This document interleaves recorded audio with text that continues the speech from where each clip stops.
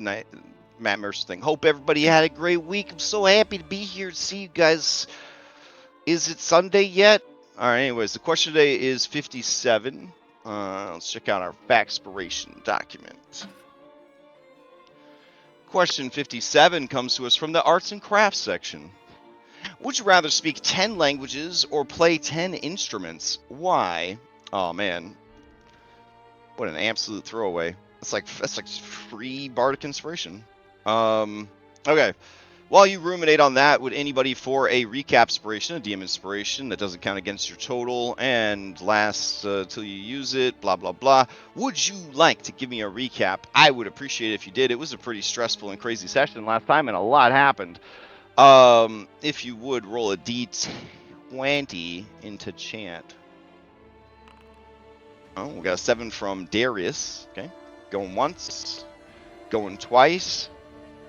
All right, Darius. What happened last time? Oh, my goodness. Something must have happened. Why don't you tell us what happened last time? What are you talking about? I got braces. I was trying to do the voice changer thing, but it wasn't working out, so whatever. It's such a hassle. I've had it for like 2 years, and like it's such a pain. It's like one more thing you have to keep track of on top of everything else. Sometimes it was working, but when I was using it last session, it seemed like it wasn't picking out correctly. So I mean, I probably should have tested it a little bit more. But anywho, Okay. oh god, it's gonna kill my voice. So last time, Daybreak, we were making our way into this cave. I think it's the path of the aspirant or something. It's tied to the seeker and what they need to do, as well as the Kavani people. I guess it's like a proving ground. But it wasn't a fun place. It was dark as hell. Not that uncomfortable, but the further we kept going in, the more the cave, I guess, kept asking of us what we thought of ourselves, what we were willing to sacrifice. There were some physical challenges as well, but surprisingly, we got through those. Eventually, we made it to the end of the cave. I'm not sure what the others thought of it, but it asked us if we either wanted to complete our individual goal and live, or sacrifice everything for a chance to succeed.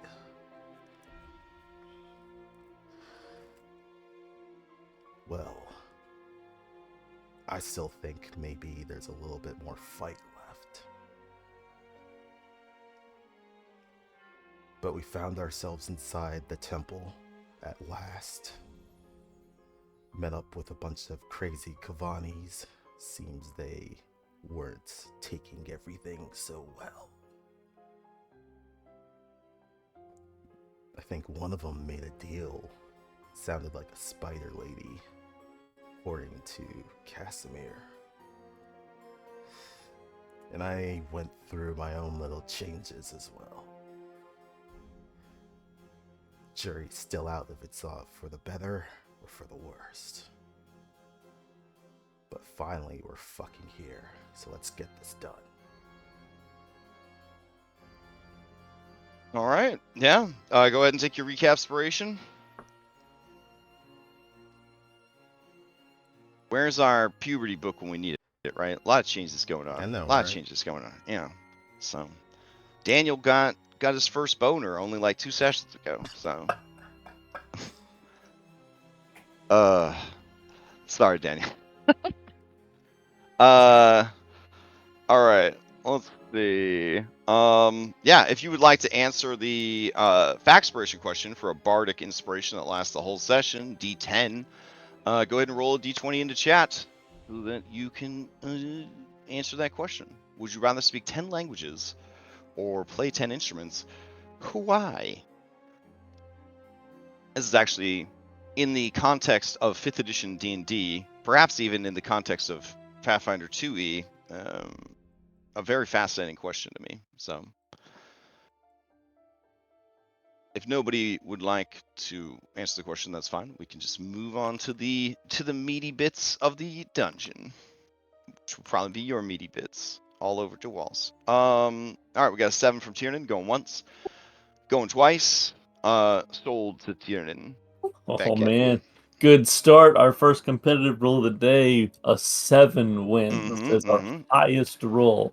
That's good. Amazing. Maybe you Amazing. won't be able to kill each other if it turns into PvP. So that's Will this be a slap fight? Yeah, Yeah. it turns into PvP, but we never hit each other. We're just holding each other. That's our curse, right? Yeah. Is we're eternally fighting in the Amber Temple. None of us ever hit. Roll credits. See you in 3 weeks. Sorry, 4 weeks for kobolds. Perfect. Amazing. Like, All right. that would be the perfect ending. I could actually see that being the ending of like a gothic horror show that got canceled a couple episodes early. Yeah. Then the producer's just like, you know what? Fuck the network. We're just gonna make this into a comedy now. All right, so answer the question. We need to know, where's Tiernan Beckett stand on languages versus instruments? Yeah, I mean, Tiernan's background is he was an EMT, and he was all about that until he got into his accident, and wasn't able to anymore. So being able to speak more languages and being able to directly communicate to more people that are like in danger, be like, hey, I'm here to help you. Hey, do this thing. Hey, don't go there. It's gonna explode. Like, that would be invaluable. So definitely languages. And here also, like, some of the languages that we don't know, perhaps if I knew 15 more languages or whatever, that could have saved us some heartache there as well. So Fair definitely enough. languages, as much as I personally like musical instruments, there's no way that's the better choice. Yeah, that's for an enlightened age of peace, is instruments. You may ask the same question of any willing PC or any NPC you've met during your journey. Motherfuck, I forget about this part every single time, and I never have anyone in mind.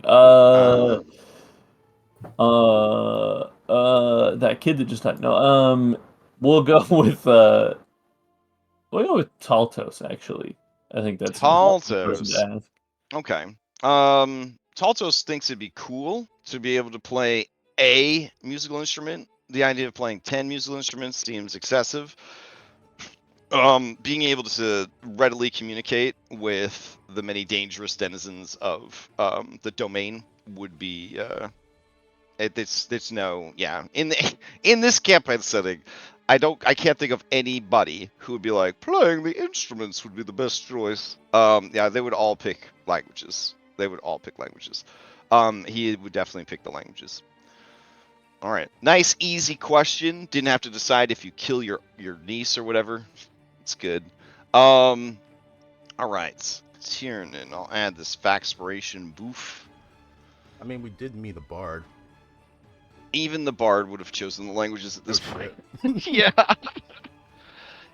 Even Strahd would have, who loves musical instruments, would have chosen languages, just because of the functionality of it.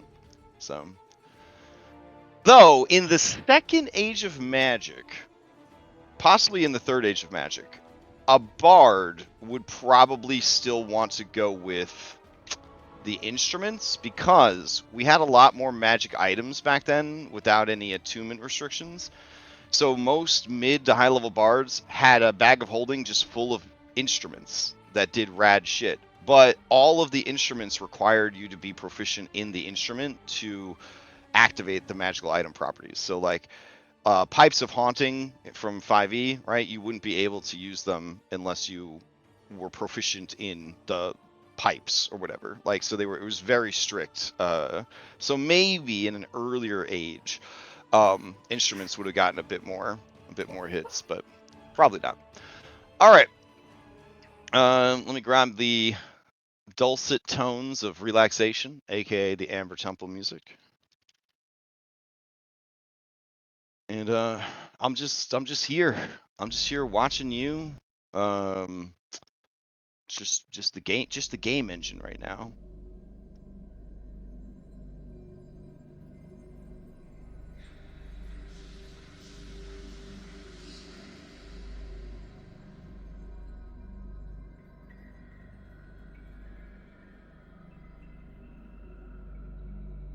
Going pretty good so far. If we just sit here Uh-huh. in silence Yeah. for the next 3.5 hours, nothing bad can happen. I do actually have to roll random encounters every 10 minutes or so. We're going through this in slow-mo. Oh, you're in your thought palace right now. Yeah. Okay. My bad. Everything's great. This is one of those times. I try not to bring this up. This is one of those times that running a paid game versus a non-paid game is very beneficial. Because eventually the players are going to be like, well, I got to do something. I got to do something. Get my money's worth. Yeah. You said there was a door to the south. Yep, I'm bringing you over to the active map. You found a secret door at the tail end of the session. You got a door to the south. You got a door. Well, it's not really the south. Here, I'll grab you a compass. Here you go. All right. So because Benios isn't bound by any laws or magnetic fields, so north is the right-hand side of your monitor. Have fun with that. So to the north, to the east, to the south, there are all unexplored doors, and then there is the passage back into the path of the aspirant, and you could use that to leave if you would like.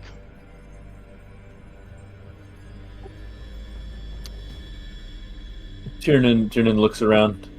He points over to the blank wall and he says, "There's a door there." All right. Astrid takes advantage of your of the transition from one week session to the next to run over and to take up a defensive position over her sleeping friend, who I think we ended the session last time debating whether or not you guys were going to mercy kill her. Yeah.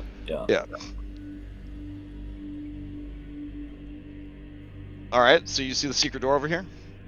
Yeah. But then I turn to the rest of the group and I say, "I'm not sure.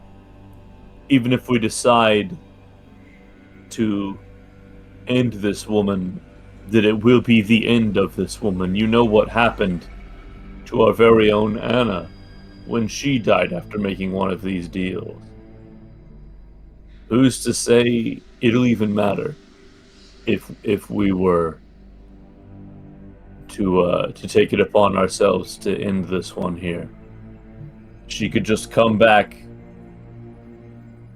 the same way, and the only thing we would have accomplished is seeming like we're worse than the temple itself to Astrid here.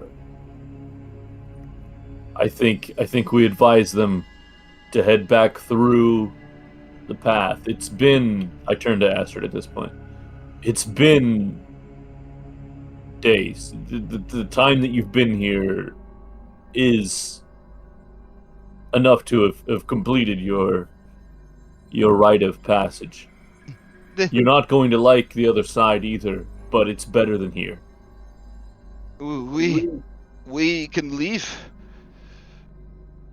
You can and probably should. Let my friends rest, and when they wake, I will take them from this place. You should rest on the other side.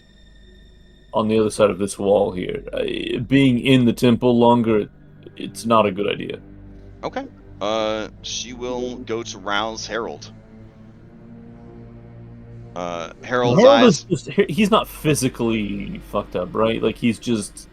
I mean, he's exhaustion, I think. Yeah. Right. But he doesn't have like physical wounds that are like life-threatening? No. He just seems to be psychologically broken. He was burned last session. Oh yeah. Oh yeah. Um, He does have burns, but you guys looked at the burns and they aren't like endangering him. But he was burned, he said, in through the north door. which is There the east door, which is the right hand side of your monitor door is what he says in character. Yeah. in character. He looks at the door on the yeah. right-hand side of your monitor. Of your monitor, yeah. Perfect. Okay, so she goes to wake him up. He rouses and is confused. And she kind of takes a hand to either cheek and makes him look right at her. And she says, Harold, it is time to go home. And he says, but there is much to do. And she says, yes, but not here. Come with me. Help me carry Frida. He says, is she alright? And Asher said, she will be, once we are away from this place. And he goes to look around, and she kind of like holds his gaze physically. And says, keep your eyes downcast. Do not look at any of these people. Help me. Please. And with a grim determination, he nods and he keeps his eyes lowered. He reaches for his bag. And then they go to take her. Does anybody stop them from trying to leave with her? Nope. No? Alright. Then they roll out.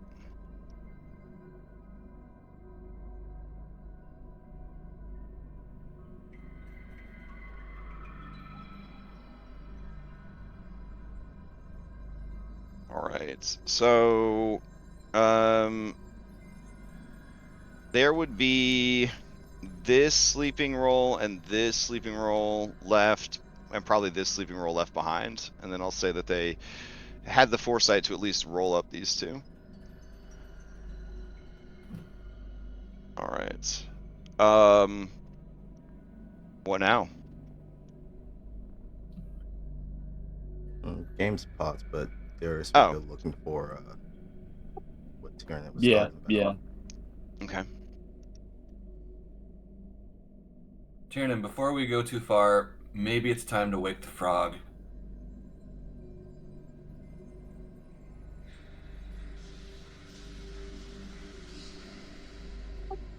Oh yeah, do I still have thought in my backpack? I hope so. That's half the reason we came here, isn't it? That's a good point. That's a good point. We'll I'll spin the backpack around and wear it on the front, and then open the top zippers so that Okay. thought can ride me like a man. You hear a voice from the shadows inside the bag. Oh, hey. Someone there? I ain't coming out while it's cold. It's not cold anymore. We've made it. Oh. And you see a frog surface, I guess, from the backpack. And it looks around. Well, here we are. In the Amber Temple. Fantastic. I suppose the next step is to find Xantha. It's at least one of them, yeah. Any ideas?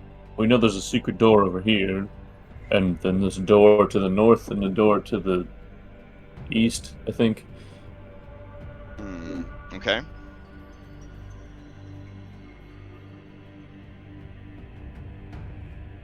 Let's see. Yeah, he's going to sort of blink his eyes And he's going to look left. He's going to look right. He's going to fill up his throat sac. He's going to let it out in a slow raspberry. It kind of has this vibe to it. And he says, well,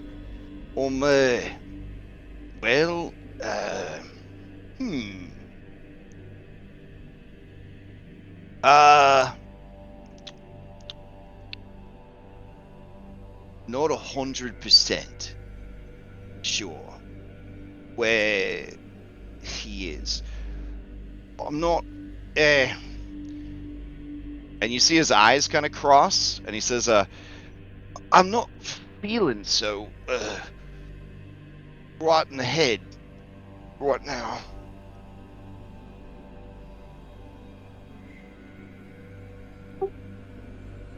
Is there anything we can do? Well, maybe if we get someplace more iconic, I could recalibrate. And you just see him kind of like that intelligence that's normally there. It's like flickering, where there's just like this dead kind of frog gaze that, you know, no thoughts, waiting for flies kind of thing. And then there'll be that sort of light behind the eyes of like an intelligent entity that knows what it's about, but it's not a constant thing. It's like he's struggling to keep the lights on. You have never seen him like this before, to the best of my knowledge. Something's interfering with thought. It's like he's going back and forth between being himself and then just being a normal frog. I put him back. I make sure that he is enough in the backpack, and the backpack is To zipped not up. die from like a fireball. Got it. Well, and also to where like while he's in regular frog brain state, doesn't go like opening, jump. Yeah. That's fair. All right, Darius, give me a perception.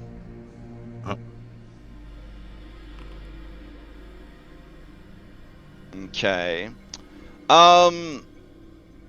If Tiernan says there's a secret door here, there definitely should be a secret door here. You just see perfectly fitted stone, coated in a thin layer of verniculated amber, which is to say, like worm-eaten. It kind of looks like something got into the amber and sort of left like weird, like noodle patterns, like beneath the surface. Or because this is a very horrible place, got out of the amber. Maybe. All right, Darius just looks at the wall, and then just turns around and looks at the door. He's not seeing anything at that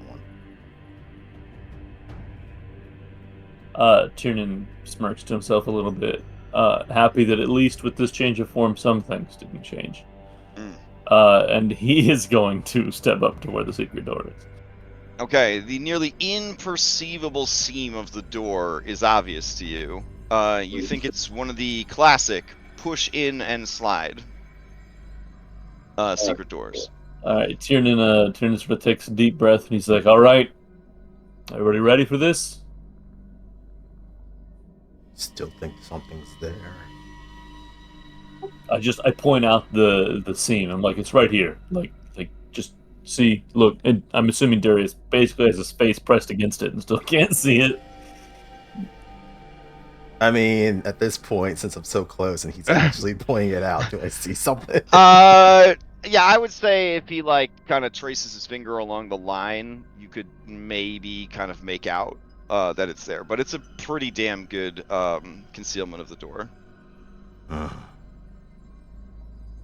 right, and you push it open. I look around for confirmation first. All right, before you guys, before we go anywhere else, you all hear radios opening in your brains for the next 5 hours. Nice. Choose up to 4 people. So you're just gonna pick the other 4 player characters? Yes. Okay.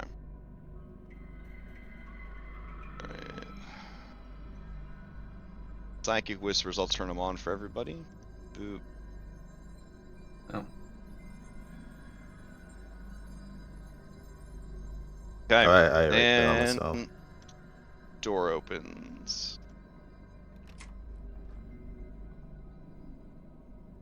Okay. Opening this up, it seems to be some sort of repository for scrolls. Before anyone gets too excited, this is a Wizards of the Coast 5th edition adventure. So there's an animal companion. Yeah, there's Silver Raven. three silver ravens. Yep. And Carved amulet into of the Guardian. carved into the wall of this dust. The walls of this dusty space are cylindrical holes fit for scrolls or maps. As you do a quick appraisal, you see that with the waning magics no longer preserving the scrolls, everything has crumbled to dust. That's the WotC part. So.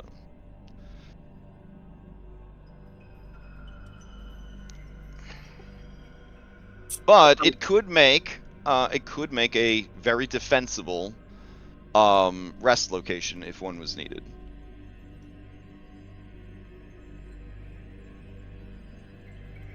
Or a horrible kill chamber if something went wrong. Nice. It looks like all this is pretty useless to me, Casimir, but I'm not of the magical type, if you want to take a look. He will shuffle up and cast a Detect Magic, fitting a lens into his hollow eye socket.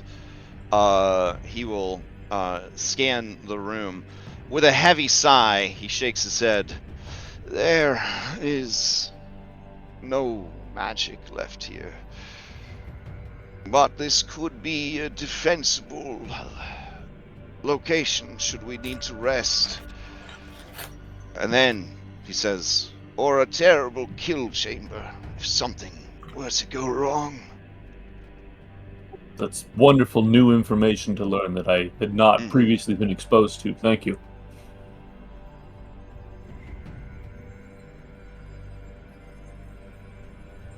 All right, where to now? Anybody have any preferences? North or east?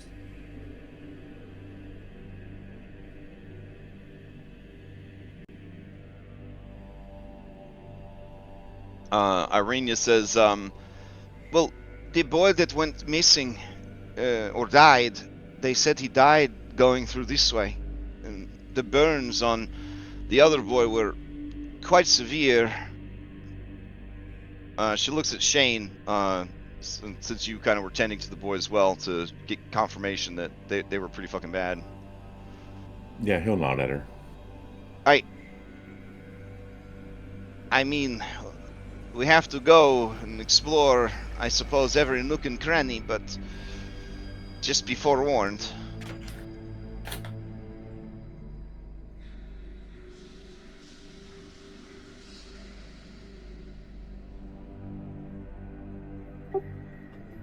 Darius motions for the obvious door, then takes a look back at Tiernan. That's yours too. You're right, Darius.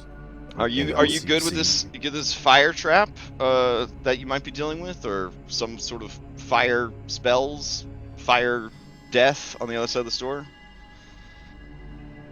I mean, as far as he can see, this is the only door that's going somewhere else. So if Tiernan I was pointing asking fear of fire guy. I was asking fear of fire guy. Yeah, not a huge fan. I am not getting close to this one, but also there's potentially somebody else who needs help on the other side of the door, so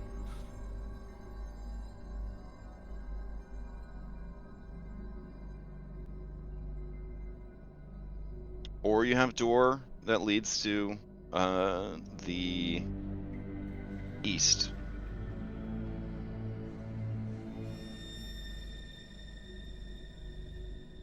In 10 seconds, Darius is going to open this door. Yeah, go for it, man. All right, I guess 10. Anna would probably look at you, Darius, since you're the only one with some determination here, and give you the Anna nod of approval. From a distance. Of course, from a distance. Alright, as you open the door, you see a hideous sight. If this is too disgusting, I guess just look away from your monitor, but Benios Maps is not going to spare you this sight. Any second now. Oh, here it is. And again, I apologize if it's too intense. There's a burnt up body. Mm-hmm. I heard one of you throw up. It's okay. It's okay. As you look down this hallway, you can see the black veined marble and the amber walls. It is definitely trippy AF. There are 3 doors on your left, 1 door at the end of the passage that looks fancier than the rest, and then 3 windows, question mark, on the right.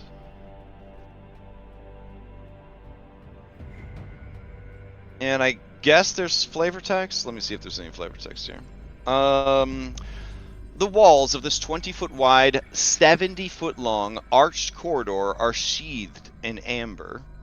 The southern half of the wall is scorched by fire, and a charred corpse lies on the floor there, under a burned fur cloak. Several amber doors lead from this hall, and 3 narrow windows are cut into the eastern wall. Okay.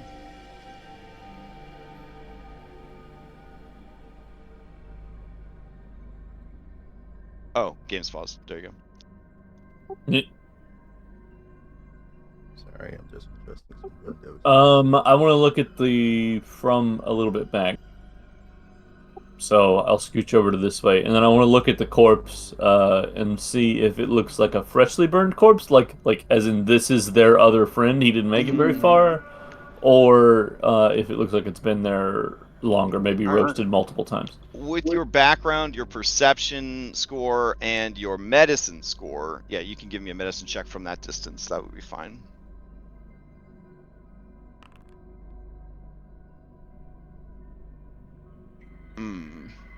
Okay. Yes, that person definitely died recently, and the fire was, I dare say, magically hot. Like, this was some intense flames that they were dealing with.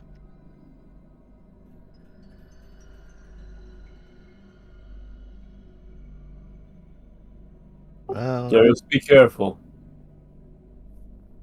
Darius has a morbid curiosity at this point. He just pokes the leg of the corpse. Okay, as you poke the leg of the corpse, the charred flesh crumbles, revealing deliciously cooked bones.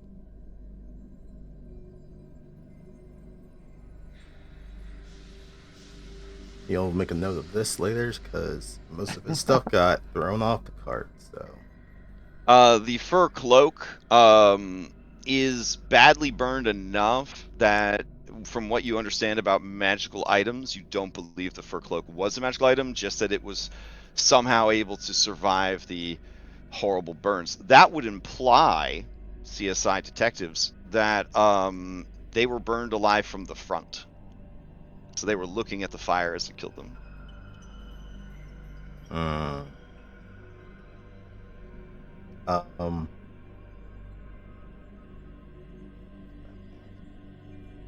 Oh, and from, I guess, I don't know, Darius can actually figure out Kavani fashion, but I mean, fur cloak, pretty similar to some of the stuff we've seen the other Kavani wear. Oh yeah, this is. I mean, there's enough clues here. You're very confident this is the friend that went missing from the brave yet insane youth that came here. Okay. Just wanted to be sure. All right. Darius is just kind of look around the corpse a little bit and just look. Tiernan, you see the flicker of green light coming from these windows, and everybody rolls it to initiative.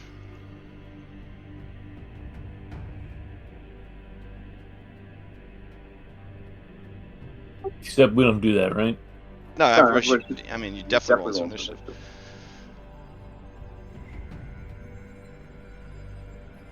Well, we have Are you- the fate thing, don't we? Oh, right, but like you don't roll. Oh, okay, I see where you're going with that. Yeah. My bad, my bad. All right. All that Pathfinder I've been playing. All right, Daniel. You're up first. Something fucky's going down. Prepare But you're not. yourself. Yeah, but you're not sure what. He'll step towards the door, Hmm. but yeah, until he's got more information, he will dodge. Okay. All right. All right. Who do you pass to? Since Darius is in the line of fire, quote, I'll pass to him. All right, Darius, to you. You're currently crouched down, which is not an actual status in 5e. So you're crouched down, looking at this body, and Daniel says that something ain't right. What do you do? He'll kind of stand up, look around. Does he see the flickering of those flames?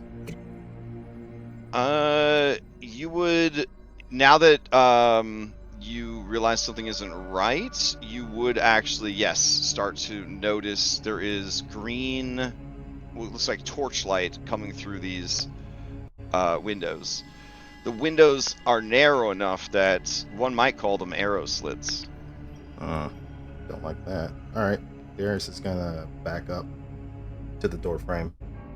Kind of get himself into a hunched battle stance and take the dodge action. I'll bonus action give a bolster to Daniel, and then I'll pass it to.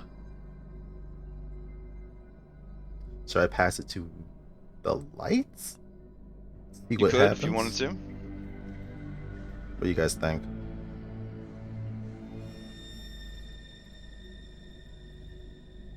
Yeah, let's light this candle. Okay. All right, I'll pass it to the lights. All right. Let's see. All right. So cute is up. I guess you see an adorable skull float out of the window.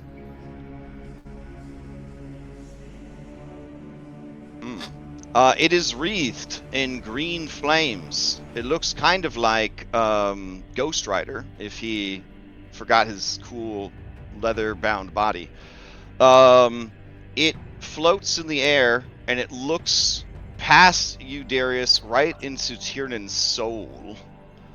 You see it begin to glow brighter as it readies in action and begins concentrating. And it is going to pass to another light.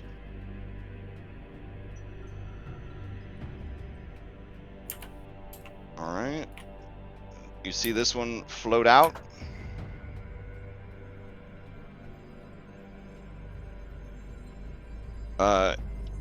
Same deal. It looks over at Tiernan and begins to glow brighter.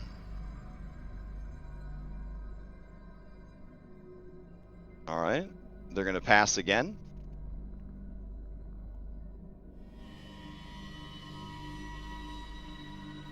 Let's see. And you see a third one float out.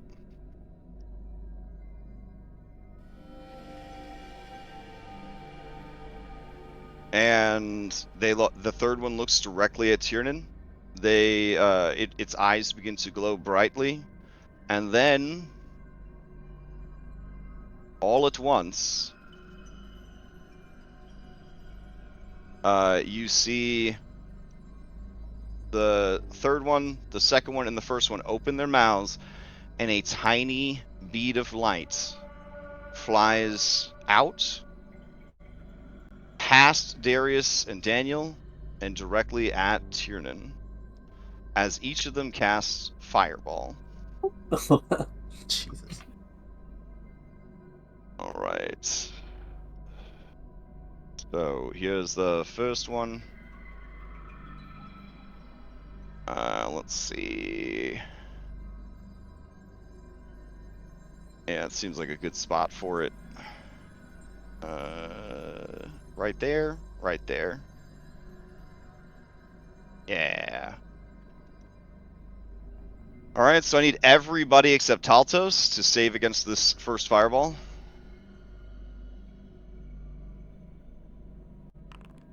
Oof. Amazing. Oof. Okay. Let's see. Dana rolls with Anna's saves, question mark? I think that's how it works. Alright. Okay, so Dana fails. Anna critically succeeds. I'm doing it. I'm playing as Anna. Irenia's got a roll. Okay. Savid. Casimir.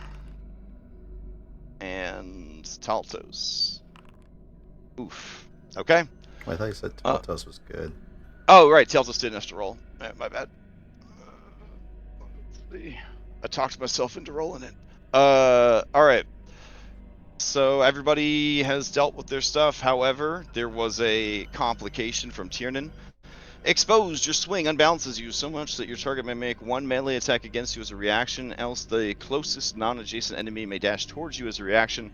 They don't want to take advantage of any of those things. So, you're good, Tiernan. You're good. I mean, You're nice. I don't know if you're good, but you know, Absolutely. it could have been worse. All right, so here's the damage from the first fireball. A gentle 31. So 31 damage. If you are, say, I don't know, vulnerable to fire, it'd be like 62 damage. That'd be horrible if that was the case. There's nobody vulnerable to fire though, right? Funny thing that you should say that. What? Oh my goodness. All right. So being plant man isn't good for fire. Oh. So wait, I have news for you. 62 damage is higher than your bloodied value, so you would get a critical effect for this. If you are in fact taking 62 points of damage. Alright. Alright, here we go. Let's see. Fire, injury for Tiernan. 3rd degree burns. I'm gonna need you to make either a wisdom or a charisma check to see if you can avoid fear, madness, or exhaustion at this point. Wait, what the? Oh, it automatically applies. Shit. Just a second. Okay. So you have a deep burn penetrating through your skin, resulting in cracked red wounds. While on initiative, you take 1 fire damage for every 5 feet of movement. In addition, you take fire damage every time you take an action or a bonus action. This injury will last 7 days. But a Wisdom DC 16 medicine check will reduce the duration by 6 days. So you'll still have an entire day of that. Holy shit. Alright. Cool. Let's see. Anna got a boon. Let me see what Anna's boon is. Quick tactics. You and up to 2 allies may use a reaction to move up to 20 feet. This movement does not provoke opportunity attacks. Alright, is there anybody... This would be pretty good, because a second fireball and a third fireball are both about to go off. Yeah, I would like to use that. Alright, she's going to use it to move 20 feet this way. 2 allies. She will offer them to Darius and Daniel first. What? I'm just trying to roleplay as Anna. I'm trying to roleplay as Anna. Do you? If neither of you wants it, she will offer it to Tiernan. I will refuse to take it. Okay, Tiernan, you may have the hand-me-down from older brother Darius. Alright, I'm gonna take what? 8 fire damage? You move 3 spaces. 1, 2, 3. Oh, yeah, okay, only 6 then. Alright, you take 6 fire damage. Alright, let's see. Daniel, did you want to move 20 feet or no? No, he's good. He Okay. can actually dodge these things. All right. Shane, would you like to move 20 feet? Sure, he can dodge, Okay. but safety's always good. Okay. All right. So you guys know if you have the ability to have damage and all that from various abilities at this tier of play. So Shane, you would have succeeded. Daniel succeeded. Darius succeeded. Anna did not succeed. No, sorry. Anna succeeded. Well, Echo of Dana is destroyed. Irenia succeeded and takes half the damage. All right, and then Savid takes half the damage and is almost dead. And then Casimir takes the full damage. He is going to cast. He's so low on spells, and he doesn't have absorb elements. Oh, that's good. This guy. Okay.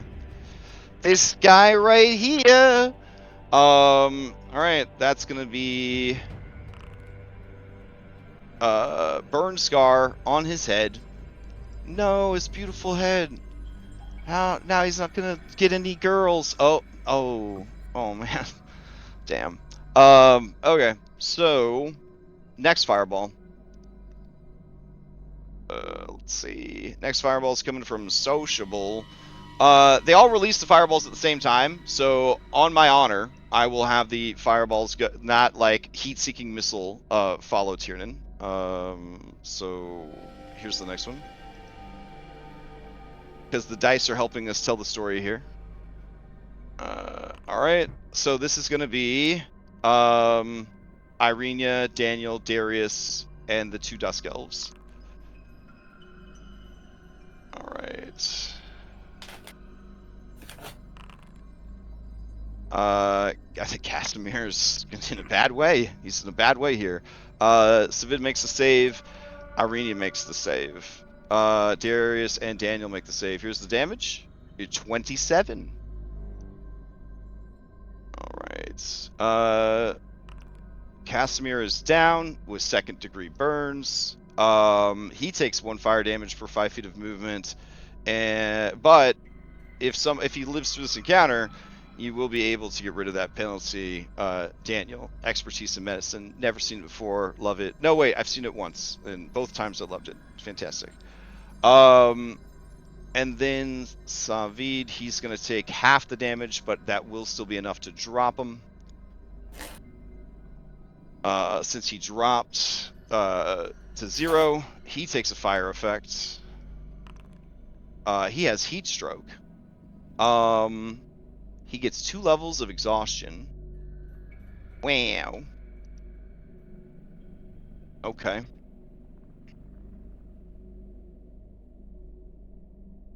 And then finally Irenia makes it, so she takes half. Still going. Then the 3rd one goes off. From Cute. Here we go. Spellbook. Fireball. Cast. Cast. Alright, all the same people need to give me checks again.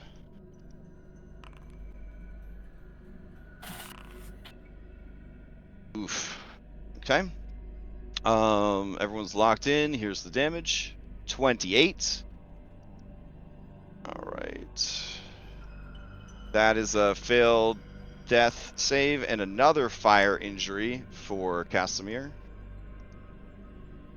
Savid, he can't roll, so I don't know why I rolled for him. So that's another burn injury for him and a failed death save.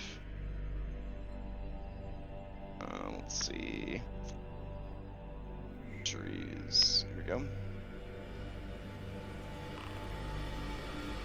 Alright. Unfortunately, even at half damage, this would have been enough to take her down, but this is more than half damage.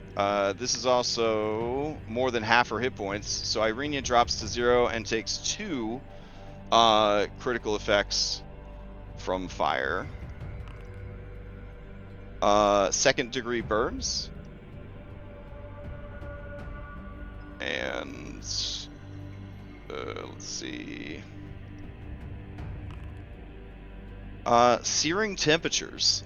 The temperature around you skyrockets, flash eating everything nearby. Any flammable objects being worn or wielded are ignited. So her clothes and shit are on fire. So she will be she is set to burning. And is at 0. Nice. Okay. And then you guys at the door were able to mitigate it however you needed to, correct? Mm-hmm. Alrighty. Mm. Let me go ahead and put on some combat music here. Let's see. Since things are getting heated up a bit. Alright.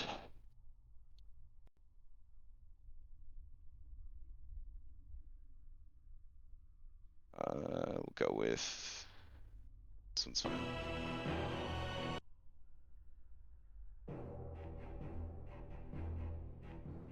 Alrighty. Anyone that took damage from that exchange can steal. However, Sociable is going to finish its movement before that. Let's see. What will Sociable do? It's got a bit more move, so it's going to float back, and then it's going to float up. So it will be at the height of the ceiling, 20 feet. Alright, and then it will bolster its friend over here, little cutie. Alright. Who wants to steal?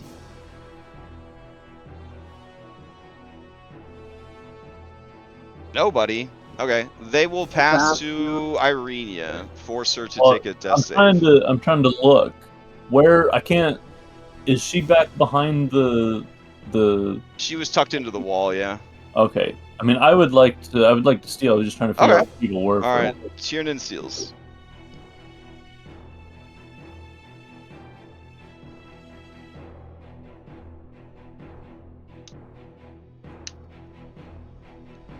All right. I'm gonna scooch to here.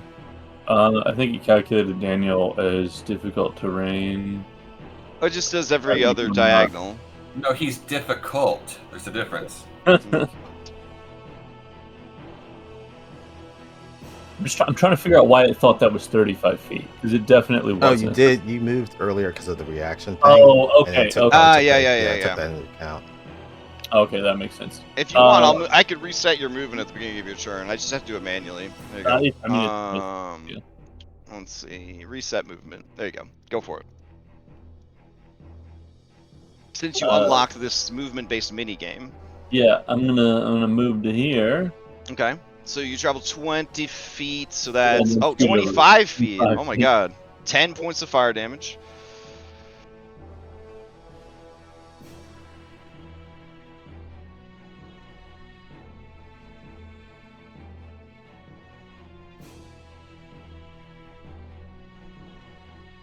And then I would like to. Okay, what is it is it an action to put her out? Yes, you can use an action to put out a burning ally. Let's see, burning. Help action can be used to remove burning from an adjacent creature. So if you can help as a bonus action, you could do that. Otherwise, it would be an action to put her out. But stabilizing her wouldn't make sense while she's on fire, because then she would just not be. Yeah. I'm gonna feed her a healing draft. Okay. A healing draft that does 1d4 plus 1. Yeah, there you go. 2. Okay. Oh, okay. Still on fire with second-degree burns all over her body. Her eyes open, in terror and pain. She sees you, and she is just filled with terror and fear, and is screaming in pain. Tiernan, I need you to give me another wisdom or charisma saving throw, as you are trapped in the memories of your time as a firefighter and that last fateful job. 15. The stress begins to pile up on you as you watch the woman that you love being burnt alive in your arms. Fantastic. All right. You also, from performing an action, take 2 fire damage, so 4 fire damage from your 3rd degree burns.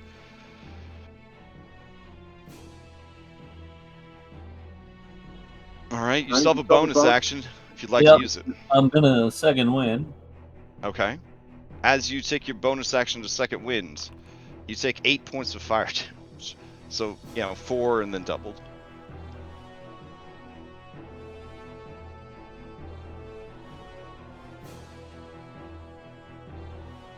All right.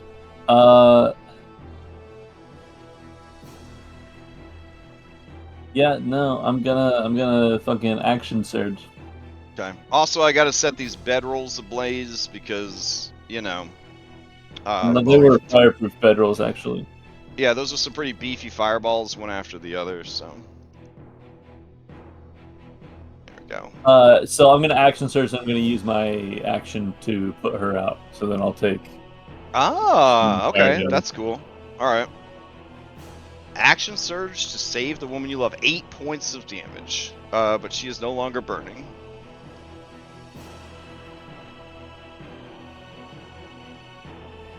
All right. That'll be me. Okay. You control the initiative since the enemies were not. Well, they can't even go. So yeah, you control the initiative. I will pass Darius and scream for him to close the door. Not that I. Unfortunately, I already went. Oh, sorry. Daniel already went. Damn. Yeah, I was thinking about closing the door too. Who is closest?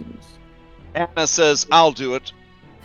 Yeah, you can probably do some Dana bullshit to get the door closed. I don't know how that works. Yeah, she's got a 45 speed, so. Oh, okay. Yeah, I'll pass that Dana. I don't know if this will work. I don't know if this will actually stop him, but. What's it take to put Tiernan out? Oh, I'm not. Oh, Tiernan's not on fire. He's just 3rd degree burned everywhere. Oh, neat. Okay. Yeah. All right. So yeah, you take over. There you go. Can you reset my movement, please? Yeah, sure. Let's see. Go for it. Where's the door at? It's here. Okay, she'll move here. All right. Close the door. Okay. Complete her movement. And I think I'll probably just move back with a dash. And pass 2. Oh, does she have evasion? That's the one thing I forgot on that purpose. So you would have taken half the fire damage from that first fireball way back. Which I think was a 31, so it would have been 15 fire damage. That's okay. I think that's the only thing I missed calculating 3 fireballs with a bunch of Magic the Gathering style interruptions. Okay. All right. That's her turn. She'll pass 2. Who's dying? Oh, poor Shane. You're over there, 2 dead elves. Oh, pass to Taltos. All right. Taltos knows that Casimir is important for this mission. So he will use Healing Word. Quite possibly the strongest spell in the entire game to heal Casimir. Let's see. And then he will try to use Medicine on Savid. And stabilizes him. Alright. Both Casimir and Savid are going to have lingering failed death saves until they get their hit points back up to full. Alright. Taltos does not want to be grouped up together. He's going to move into this back corner. And then he will pass to Shane. Shane will put away his shield and free action, put away the sword. And next turn he'll pull out his rifle, since whatever's flinging fireballs probably doesn't want to close. Alright. You got Irenia, Savid, and Casimir. He'll pass to Did Casimir already go because he stabilized Savid? Nope, that was Taltos that did that stuff. Okay. Then yeah, I'll pass to him. Okay. Casimir will struggle to his feet. And he will... Jeez. Dude's beat to shit. Man, he will... Action? I think he takes damage on an action. No, it's on movement. So action, he will help Savid up. And then he will take some fire damage. Looks like 1, 2 to move here. Alright, Savid is up. He got them 2 levels of exhaustion from the heat stroke. He is going to... Wait, he's not up. My bad. He's unconscious. So I guess Casimir's action would be to dodge then, since he can't get his buddy up. And then Savid will just lay on the ground unconscious. Nice. Alright. He'll pass to Irenia. Irenia will stare up at you, Tyrnid, and say, it hurts, Tyrnid. It hurts everywhere. I know. She, like, stumbles to her feet with her 2nd degree burns, and she is going to, I guess, move back here and take the dodge action and hope for the best. Alright, she controls initiative going into round 2. Who wants it?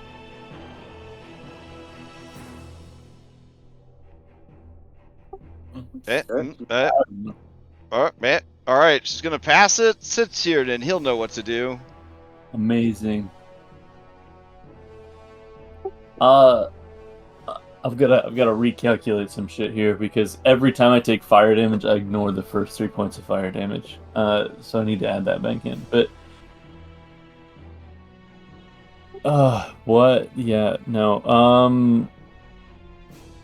So you know what I should do is I should hold the doors closed, but I'm not gonna do that because I don't want to get close to the fire thing.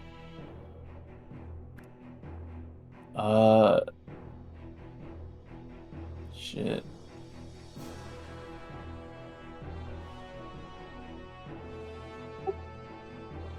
Savid is unconscious and on fire. Is that correct? He Leave is him. not on fire. He just has really bad exhaustion. Tyrnid, Okay. leave him. Help Darius. Okay, I wasn't sure what the flame thing was, but I bet that's the injury. Yeah, that's the injury.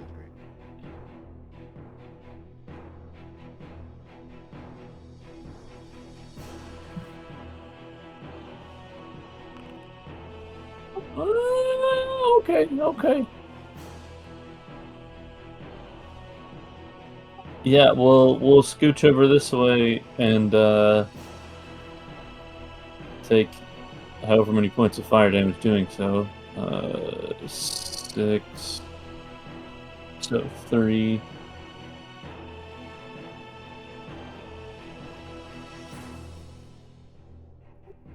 And like help action Darius? Is that what we think, or? If you're looking at Darius, he's currently barring himself against the door. I'm trying to decide what. Yeah, we'll do help. We'll do Okay, help. so the next skill check that Darius makes will be made at advantage. Yeah, rather than because I've got all this exhaustion and shit. I feel like it'd probably just be better if I just help Darius rather than try to like do the same thing as Darius. Okay. Who do you want to pass to? We'll pass back to Anna. Okay. Is there any way out of here besides the door that they're standing next to? There's a door at the bottom of your monitor. Is it open? It is not.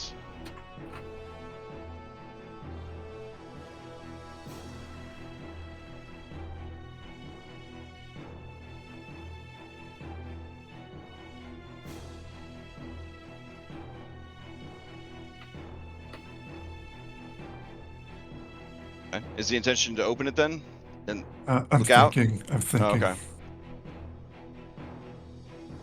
Yeah, she'll look out there. Okay. Anna, I will take you over to this other map. Let's see. Just so that you can look around. You don't have to go to the other map. Let's see.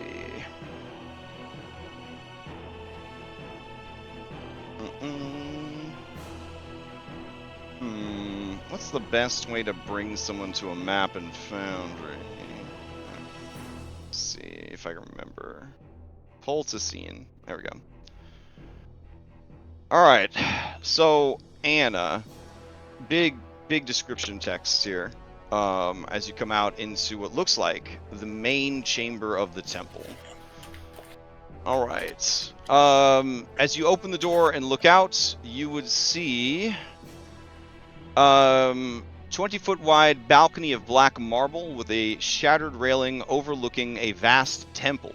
Black marble staircases at each end of the balcony descend 30 feet to the temple floor. The vaulted ceiling is 30 feet above the balcony. The walls and ceiling are covered in an amber glaze, lending the gloom a golden sheen. A set of amber doors stands closed at the west end of the balcony.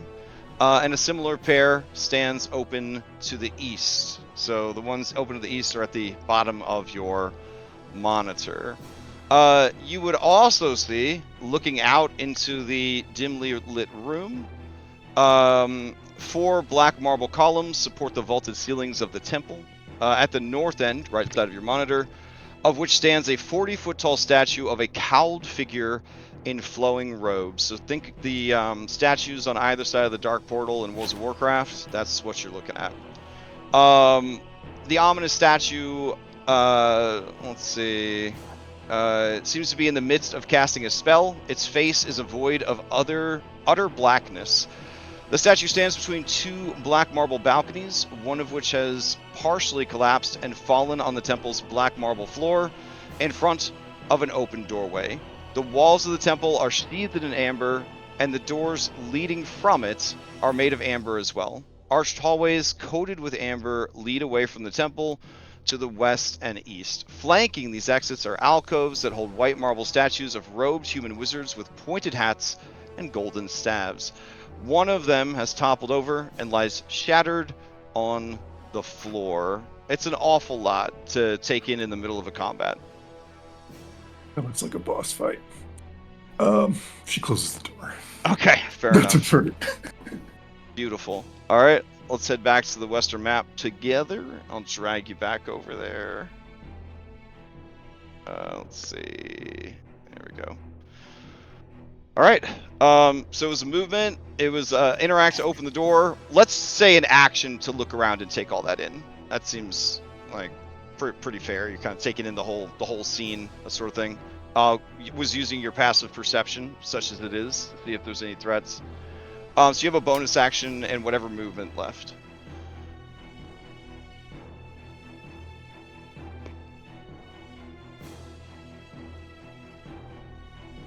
I'm not sure I can do anything because I fully moved. So Okay. we'll pass to Darius.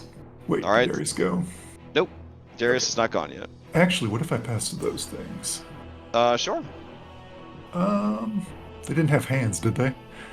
I mean, well, I don't know if you saw them, but you could ask Darius if they had hands. And that's probably your best move. She'll pass to Darius. Okay. Darius, you're up. Alright, I guess Darius. I do want to keep my reaction, honestly. Well, at least for bonus action, Darius is going to catch his breath.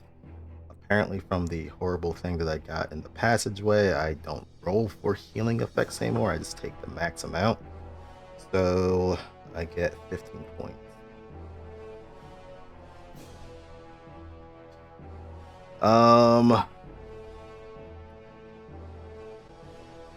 He's gonna continue standing by this door, but he turns to the room and yells out to Casimir. What the fuck were those things? Skulls with heads, skulls with fire. On Casimir's turn, you can attempt to recall knowledge about what those might be.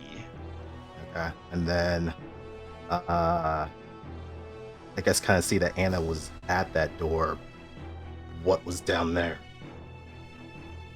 Big open room. It's empty. Well, the way in front of us is just fire on fire. Fuck, I don't want to use my action. I'm gonna need it for stuff. I think I'm just gonna continue dodging for my action.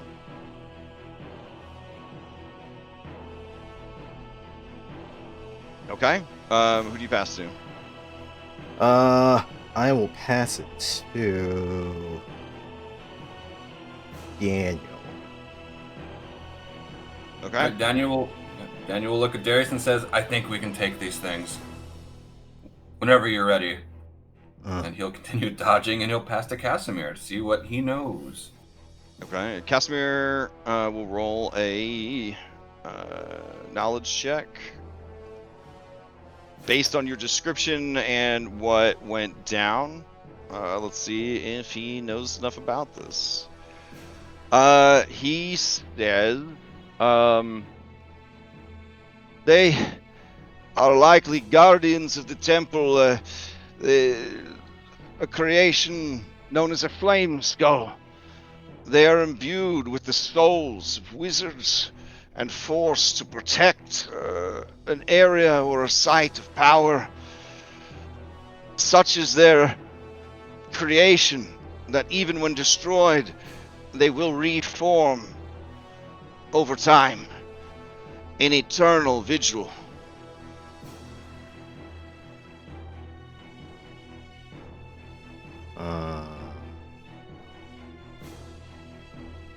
So you would know that they are undead, but if they were a Pokemon, they would be a dual-type undead construct. But they are for sure an undead, and that they have the abilities of spellcasters, but in a nice, compact, flying package.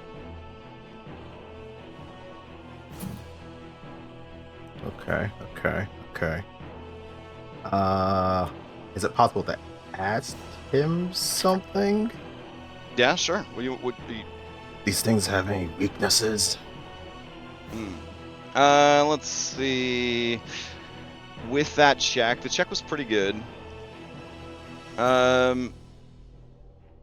There is a ritual to stop their rejuvenation, but they must be defeated first, and it requires holy water to perform it.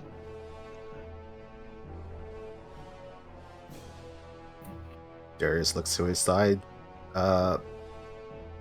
What's left of his backpack, honestly.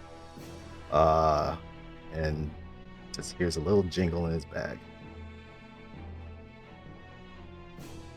You have holy water left? I do. Nice. One vial of holy water. All right. Casimir will re-up dodge. He doesn't really know what to do here. I guess as an action, he would advise, like, if they are there, they must be guarding something of great importance. So, unfortunately, we should find a way through. Like any spellcaster, there is only a limited amount of magic. If we can draw it out from them, they should be relatively easy to deal with. Alright, he will pass to... let's see... He'll pass to Shane. Shane will use his free action to take out his rifle, and then use his movement and action to pull Savid away from the fire, assuming it will spread. Okay. Alright, you drag Savid away from the fire. Okay. Anything else from... I think that's everything, assuming that takes an action. To grab the ally and then to move him. Okay. Alright. Then yeah, I'll pass to Irenia. All right, Irenia. She's just gonna shout. Is there any way that we could just not fight them right now and rest?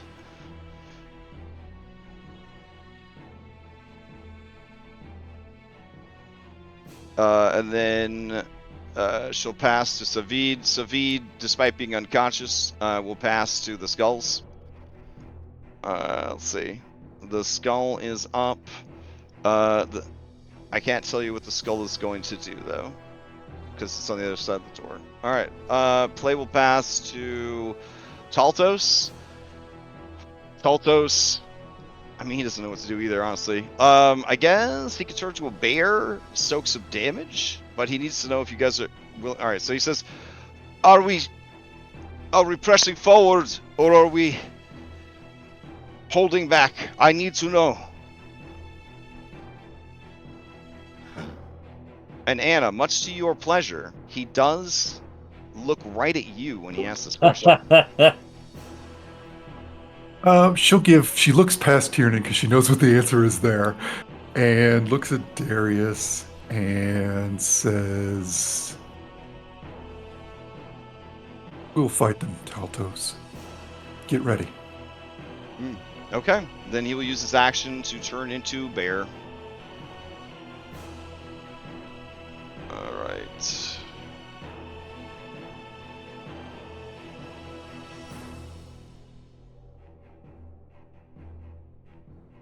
Right, and then before he turns into bear, he will cast another first level spell, another healing word, just to get Savid back up.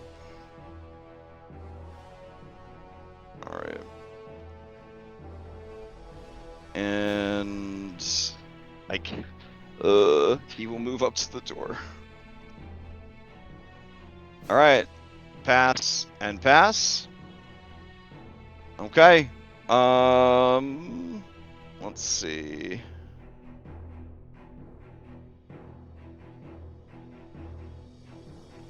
We'll do like that and like this. Okay. They control initiative going into the next round. They will pass to Tiernan. Oh, fantastic.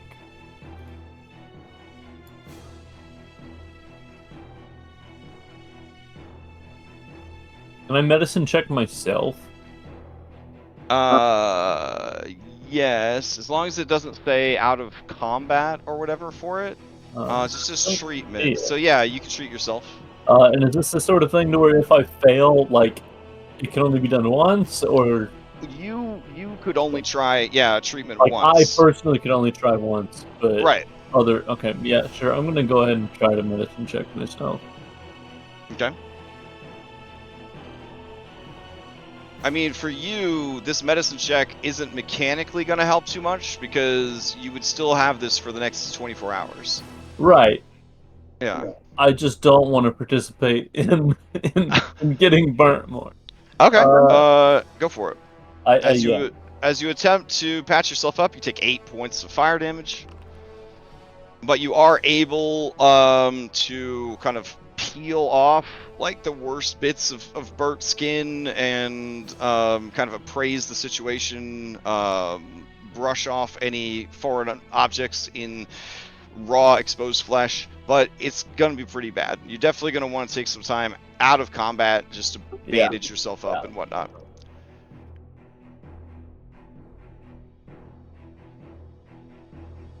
All right, I'll add a fun calendar event for tomorrow at 10:28 when you no longer have the worst debuffs I've ever seen. All right, anything else from Tiernan? You have movement and bonus action. You're gonna move away. There you go. Yeah, so I'm gonna scoot over to here. So that would be 6 more. Who has evasion besides Daniel? Shane does. Okay.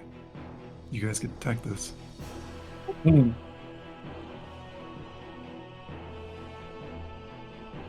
Oh, if we're okay, I'm gonna move a different direction then.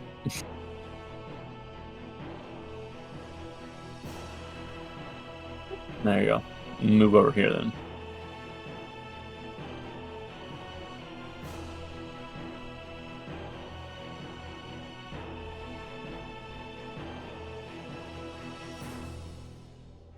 All right. Fire damage upon moving has been Mhm. taken. Fantastic. I will pass back Hold on, to. hold on. Okay, so this is just gonna be meta. I don't care at this point. We can pass to them, and they can. I'm gonna assume they have fireballs at will. They can hold their fireballs. We let them go first, so they can hold. We pass to Daniel. Daniel, or maybe Darius, so Darius moves away, so he doesn't take damage. Assuming they're right there waiting. Pass to Daniel. Let Daniel go out there, do his best, not take damage, and then we go. Is that a terrible idea? Not the worst. I'm fine with staying where I am. I'll have at least advantage on deck fades for dodging. Can you live through 3 fireballs? I did the first round. Can you live through 3 more fireballs? Well, I can certainly try. He lived through 3 fireballs, but can he live through 6 fireballs? I don't know. I've seen you take like 8 crits from Crash, so I don't know what you can take anymore. Casimir says they don't have infinite fireballs. He seems to think that they have spell slots or something similar to it.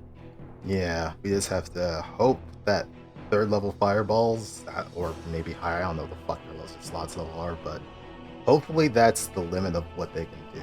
But if not, well, it is what it is. You want to pass to them, or do you want? I'm fine sticking here. You can pass it them.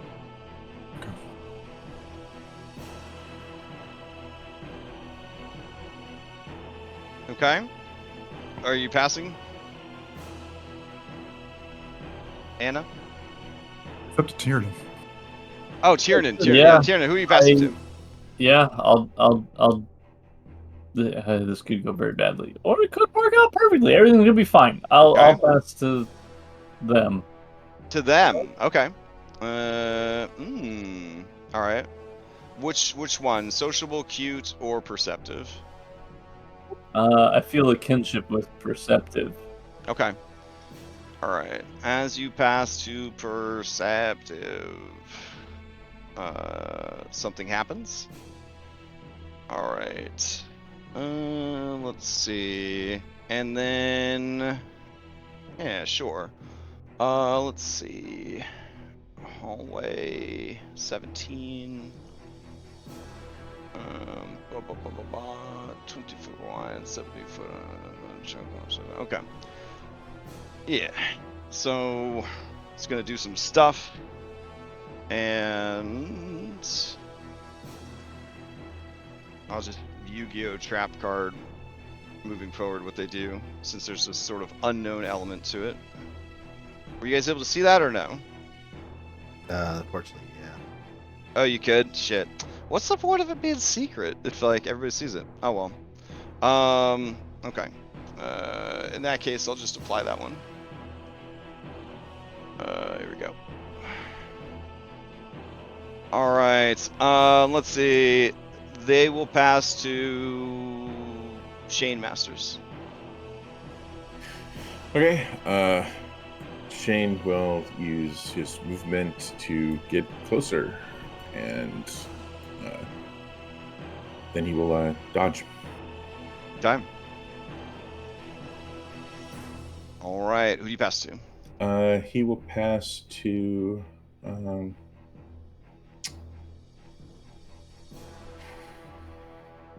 I guess Daniel. Okay, Daniel, to you.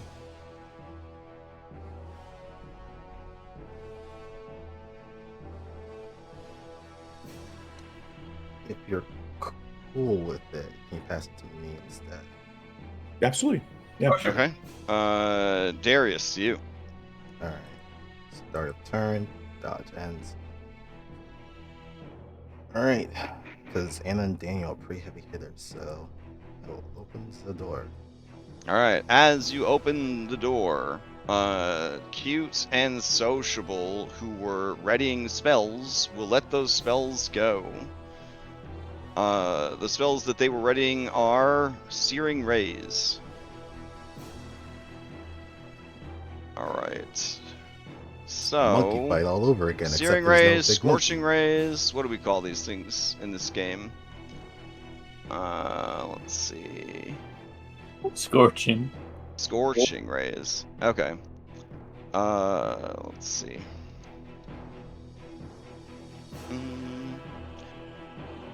Alright, so Sociable will open fire on Darius. Here we go. Consume spell slot. Cast it. Alright. So let's see. I just have to keep hitting the button, I guess. But not consume spell slot on the other two. Most likely, yeah. Alright, there we go. It looks like, I hope, only the first one hits. It's also private, Oh, my bad. but my It's AC a is 18. Yeah, so only the first one hits, and it hits for 7. Okay. Alright, and then Daniel, the other one will shoot at you, which is cute. Here we go. Let's see, consume spell slots.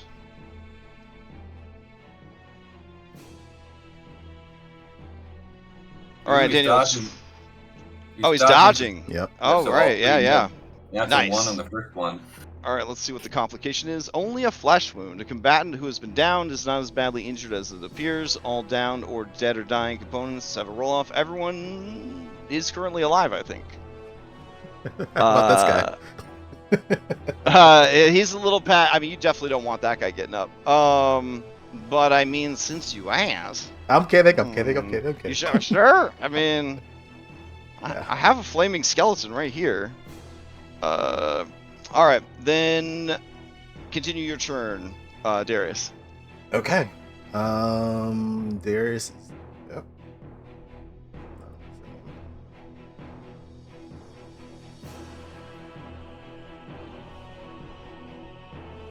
Oh, game's paused, that's why. Oh shit, my bad. Alright, go for it. Alright. Darius is going to kind of run into the room, getting close to this one. It is 20 feet up. Oh. Son of a This one's 15 feet up, and this one's 20 feet up. As you come in, you also see that this one is hard to see. It's like displacing. It's like in 2 or 3 different places at once.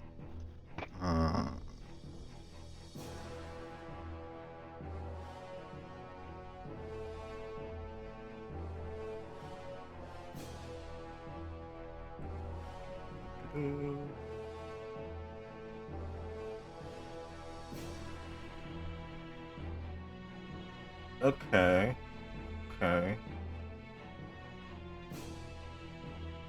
I'm gonna post this. So I have my Okay. jump calculations. Mm-hmm.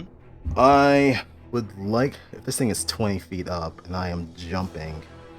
It says right here, you can reach up and grab something 16.1 feet off the ground, unless you have some way of mitigating Covering that that number. extra 5. Yep.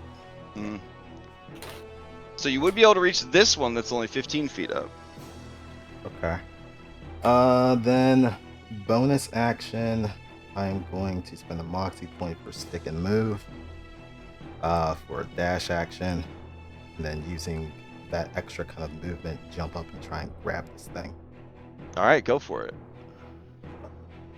So are you just using a D&Done unarmed strike to grapple it, or are you just trying to punch it?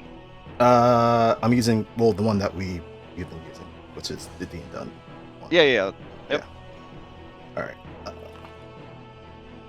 20. Okay, 20 is going to hit. Okay. All right, so you pull the thing out of the air, back down to the ground with you. And then I'm going to take my extra attack and punch it with the cestus. All right. Let's see. That would be a 17. And this creature has already used its reaction. Let's see. So yeah, 17's gonna hit. Okay. Takes 8 points of damage. Don't know if Alright. True Silver does anything to this creature. It seems to take normal damage from the attack. Okay. Alright, that was movement action and bonus action. That's it for me. You definitely feel like other skeletal enemies you faced have been weak to bludgeoning, but you get the sense that as you're kind of caving in this skull, it's being held together. Like the shattered bits of skull are just held together by the magical flame that is the actual creature. It's almost like the skull is like its little mech that it's flying around in. That's unfortunate. Alright. I'm gonna pass it to. Well, I got this one. It's definitely gonna steal unless somebody interrupts. Oh, it hasn't gone? Oh. Nope. Okay. I guess I'll steal. All right. Unless someone interrupts. Go once, go twice. All right. Cute's gonna steal. All right. Cute is grappled but not restrained. And let's see. It doesn't see that Tiernan guy anymore, but it's got a feeling that that Tiernan guy is still around. So it's going to begin casting a spell. I don't have Mate Slayer. All right, and then it's going to cast Fireball. And it's going to cast Fireball. It'll just here. This seems like it'll hit some people. There we go. All right, so anybody in that Fireball, that would be Tiernan, Shane with advantage from dodging, Danny with advantage from dodging, Da Bear, and Anna. I need you to make dexterity saving throws against the Fireball. I'm going to use Indomitable. Okay. Alright. Indomitable, you could reroll a saving throw that you fail. If you do so, you must use a new roll. You can use this feature twice before long rests. Okay. That's not the right Indomitable. Oh, okay. You're using the world patch Indomitable, right? Yeah, I get to add 11 to it. Okay. So I'll just reroll and add. Do you think you'll make it? I hope so. Alright, let's see. And Bear's got to roll. Alright. Alright, Bear fails. Okay. Daniel, you get a boon. Your boon is a god notices your achievement. I have a pretty good idea of which god notices your achievement. You gain an inspiration.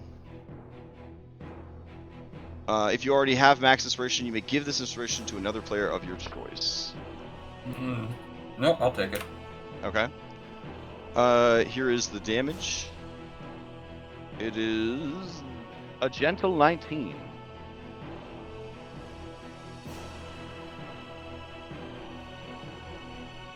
Alright, what else is this thing going to do on its turn? That was an action. Has its reaction back, that's important for this creature. And then abilities, any cool bonus action things you want to do? Nope. It's going to bolster its friend. So it will bolster Perceptive. Alright. And then anybody that got damaged that hasn't acted yet may steal. So that includes, I think, Anna, Irenia, Taltos. Yeah. Any of you guys want to steal? And I will steal. Okay, Anna steals.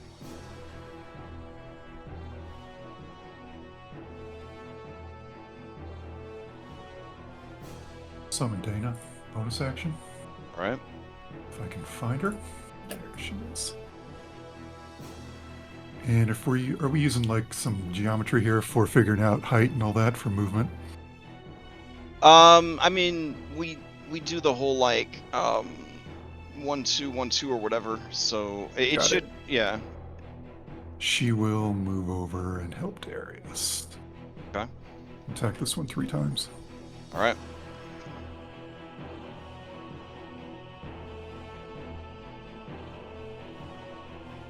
Alright, so as you begin attacking it, it will use its reaction to cast a spell. And the spell it's going to cast is Shield. Alright.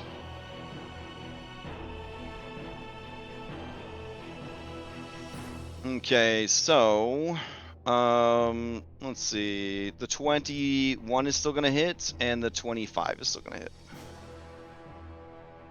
Alright. That takes damage. And... damage. Okay. She disappears, and that's my turn. Pass Alright. to... Do we just want to get them out of the way? No. Shane can make a save. Dano can make a save. That's a sociable. Let's get crazy. Okay. As you pass to Sociable, Sociable sees that there are two of you in the hallway now. So, yeah, let's see what it can come up with here. But it knows that there's more of you back there, and someone that fears fire. So that seems like a priority. Let's see. So it will lower itself down, fire into the room, trying to catch Anna in the back with it. So as far back as it can was still catching Anna. And then after that it would float back up. Alright.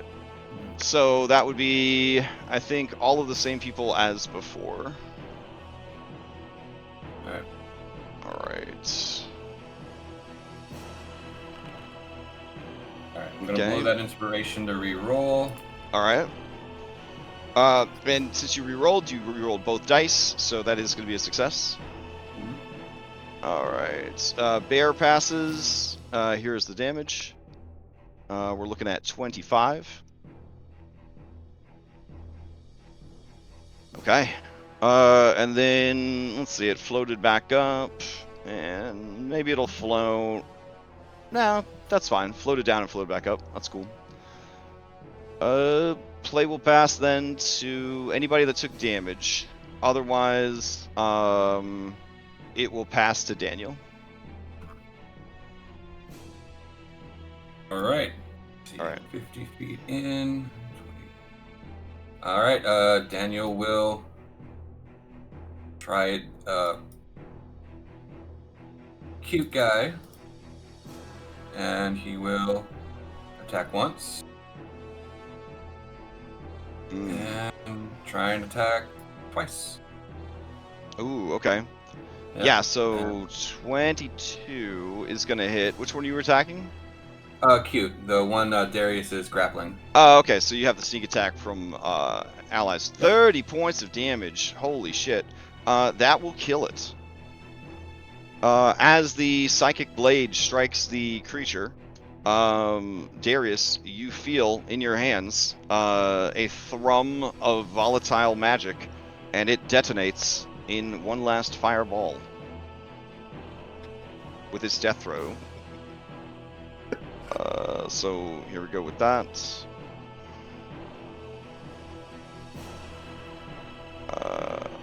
So it's just you, and that's it, because the other flame skulls are all about that fire. I'm gonna burn that recapspiration. Okay. Roll that. I don't want that one. All right, go for it. Okay. So Oh, it it's is going not to that be one. full damage, 24. Okay. All right. Daniel, what else you got? He's gonna move behind the door, out of cover. Take the dodge off. And let's see who hasn't gone yet. Shane, have you gone yet? Yeah, I've gone. Okay, Tiernan, have you gone yet? No. Yep, you've just got NPCs. You got Irenia, Taltos, Savid, and Casimir. Alright, we'll pass to Irenia. All right, Irenia is going to try and drag Tiernan back further. from all of this. Do you consent to being force moved by an ally? Yeah. Okay. Or they Then can she drop. will. Shit. No, she just doesn't want him to stand there and keep getting blasted with fireballs.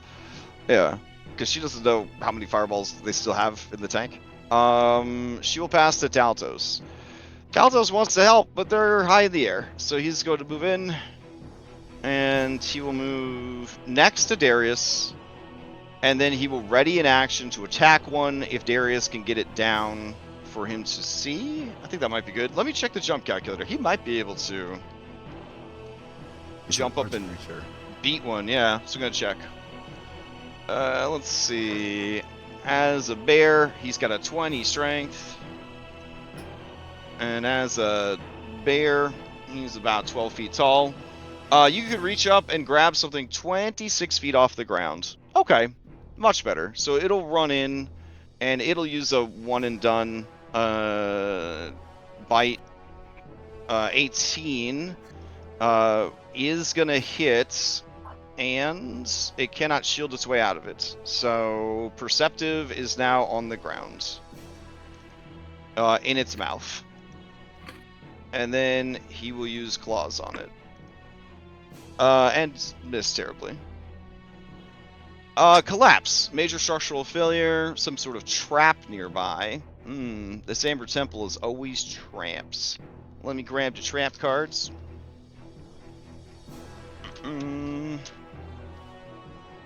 Let's see. Treacherous traps. Yep, just the right ones. Okay. Alright, I'll just grab a random one. Here we go.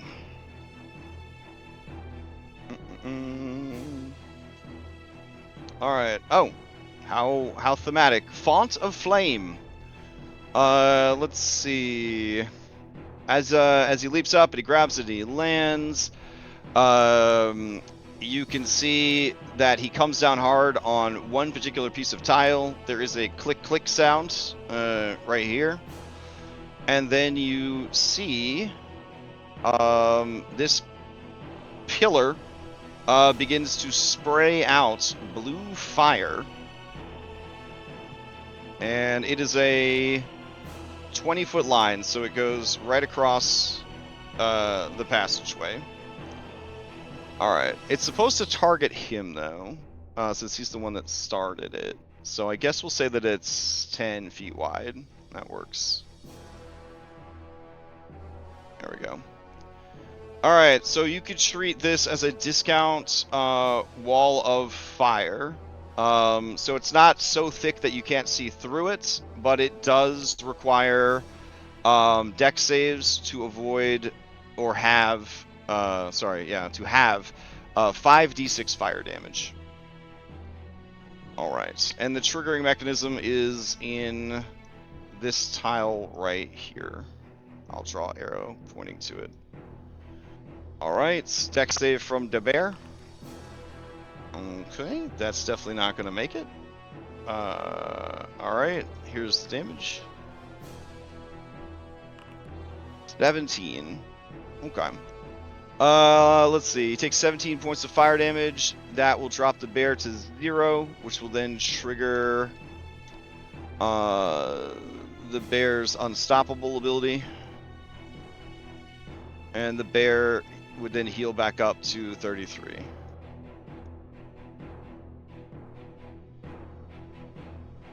And is now standing in some fire. Alright, that's fun.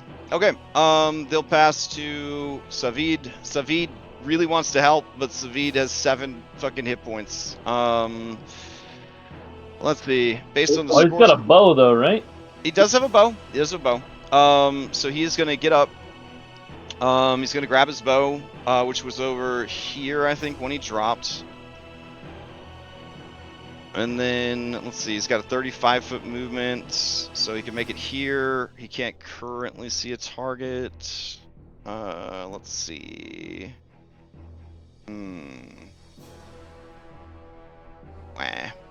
Okay. He is going to... Nah, he's gonna dash to here. He's not going for it this round. All right, he'll pass to Casimir. All right. Casimir is confident that you guys can handle this. He will continue to dodge off to the side. All right, he controls initiative going to the next round. He was going to pass it to Sedate Bear so that they could get out of that trap. Anyone opposed? Go for it. Nope. All right, cool. The bear is going to bring the skull back to you guys like a golden retriever. And then it's going to ready an action to crunch down with its jaws after someone somebody else attacks it. Who would you like him to pass to? Let's say either Anna or Daniel. You guys can do a crap. Anna sounds good. All right, pass this to Anna. Did I see how big the explosion was when Darius killed, or It was whoever a killed the one skip? It was a fireball. Yeah, I mean, if you could see Darius's mini when it died, you definitely would have seen it was like a 20-foot radius blast. Yeah. Awesome. Okay, we summon Dana.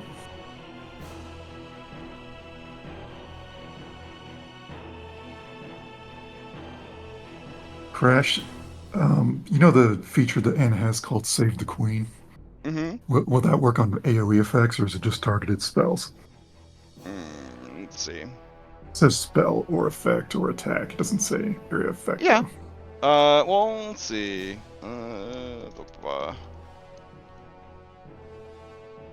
This is from your patron? Yeah. Okay. Alright, when it attacks spell effects it has to target you, so AoE wouldn't work. Yep. Got it. Okay, well, she's going to move then. Yep. Because Fireball is an invitation addressed to everyone. Yep. I'm still going to get hit. I don't think it matters where I go.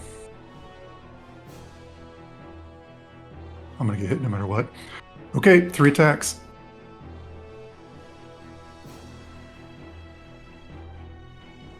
Oh my goodness. Yeah, that's definitely gonna hit. The 11 and the 10. Yeah, with this onslaught of attacks, it will definitely throw up a shield spell.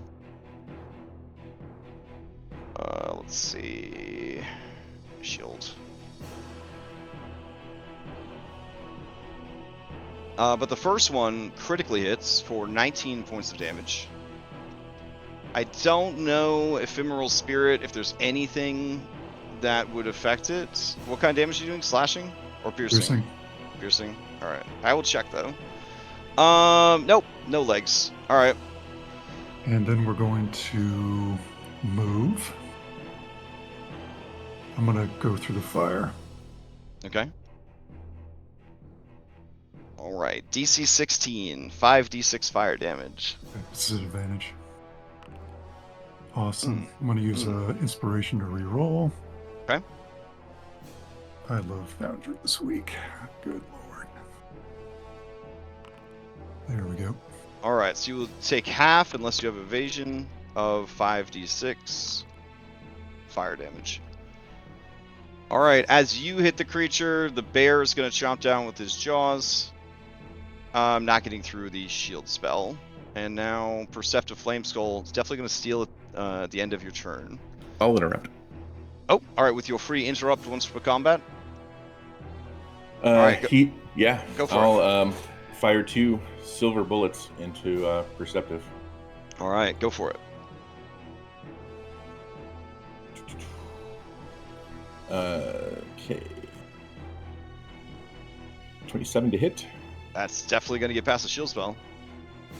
Okay, and he's still up, so second bullet. 17 is not going to get past the shield spell. I don't think I have anything that would do that. No, I didn't say I was steady aiming, so that doesn't work. Yeah, that's it for that. All right. It is still going. And it's also worth mentioning all the attacks against Perceptive were at disadvantage because of the blur spell that it had on it. Oh, Sorry, would a I 26 have still hit then? With the shield? Oh yeah, 26 would have hit. Okay. I'm just scrolling up to see if it actually took any other damage. I won't go too far. It'll be bank error in the monster's favor.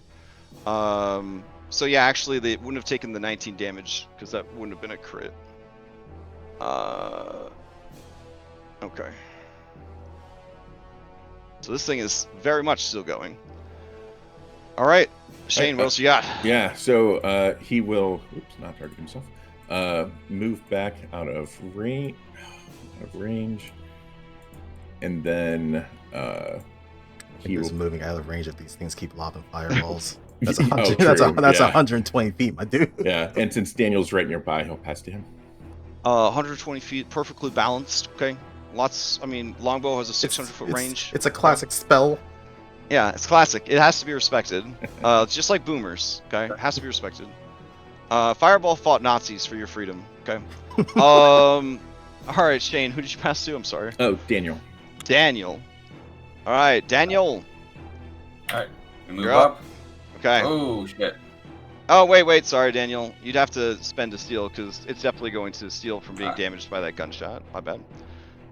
Going once, going twice. I probably would do so. Hopefully it's not another fireball that lobs in there. Daniel, do you want to spend a point to steal, or otherwise it's going to go?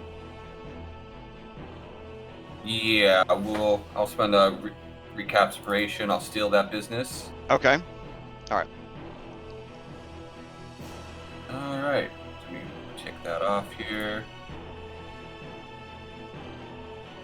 All right. Forward. Holy shit. That Alright, is... Remember, these are all at disadvantage because of the blur spell. Mm-hmm. If you stand right there. Yep. I'll swipe at that thing. Wait. All Second right. attack. We'll have a flank standing there. That's still not going to hit. That'd be 11, 12, but homing strikes. I will. 16 now. 16 with the flank of plus 17, 2. 18. 18 is enough. That will hit. All right. So that's 24 24 damage. All right, very nice. It takes full damage from psychic. As it is bloodied. Oh, I also have to roll because that causes a psychic critical. A touch of madness. If you don't mind, stretch to the point of breaking, and then all of the somethings become clear again. Roll on the short-term madness effects table, and follow it for the next 5 minutes. Okay. Let's see. The bad guy has to save against short-term madness. That's wow. Okay. Let's see. Short-term madness table. They fall unconscious. What an incredible! Oh my god! All right. So the spirit inhabiting this is overwhelmed by your psychic power, and it's like, meh, for the next 5 minutes. Holy shit! When you don't think the critical hit is going to help you against the flame skull because it has no body and no substance, and then you turn off its fucking brain. Okay. Alright, damn. Okay. Alright, who wants it from here? Anybody? I would like to continue to hide from the fire. Tiernan, I love you for that. Go ahead. Alright, Tiernan. We'll pass to Tiernan. Mr. 5th degree, 3rd degree burns, hanging out with a 2nd degree burn girlfriend in the corner. What do you do? We're gonna make some fucking 6th degree burns, if you get what I mean. So this is Savid next to me, correct? Yes. Half of his mini is like. There's a pillar. Oh, okay. Yeah. I couldn't figure out what the fuck was going on. Yeah. He made a deal with the Dark Patron of Blocks. He has a blockhead now, so. Amazing. He made a deal with Minecraft Steve. He's so powerful if you did. Oh my god. I That know. carry capacity? Oh my god. Oh my god. Okay, so I make a deal with Minecraft. No, I'm gonna heal Irene. Okay. Just a moment, I have to remember which button to click to make that happen. Well, you have to use the ability, but then you also have to use. I think I have it linked to where it automatically uses a thing when I use the feat. Oh, okay, nice, On the nice. right thing. Yeah, well, there you go. You get to click that shit. All right. So. And then plus however many hit dice she has. All right, so it's the 20 same hit level of points. Very nice. All right, what else you got, Tiernan? Oh, here's your damage for having the audacity to play the game. Yeah, eight points of fire damage. All right, so 5. I love this mini game. This is the best.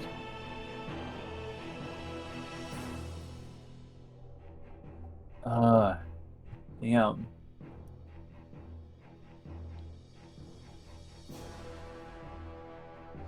I would like to be useful, but I also don't think I or Tiernan would want to go closer to fire. No, that's fair. I mean, it is completely okay to lean into the fears of your characters, even if it is a suboptimal play.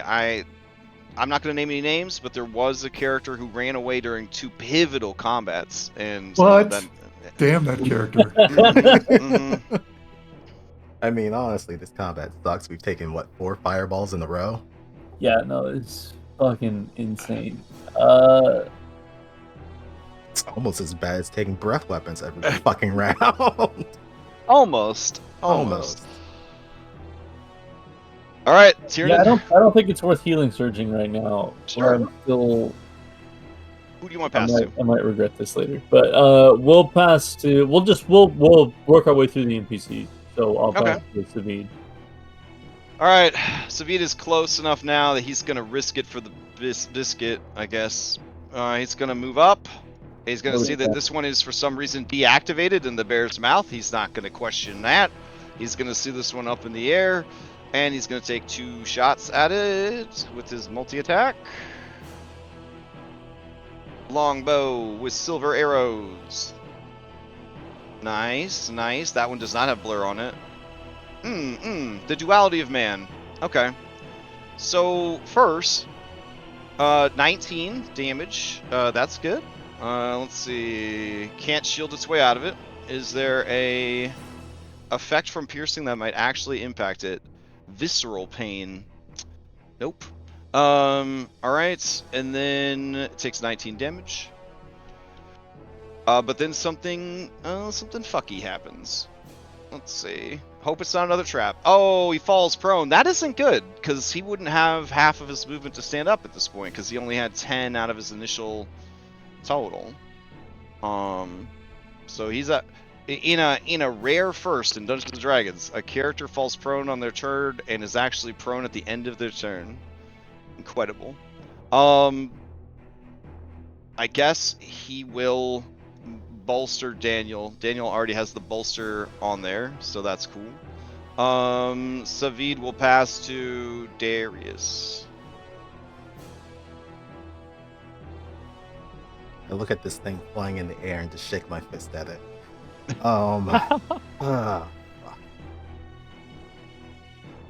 Well,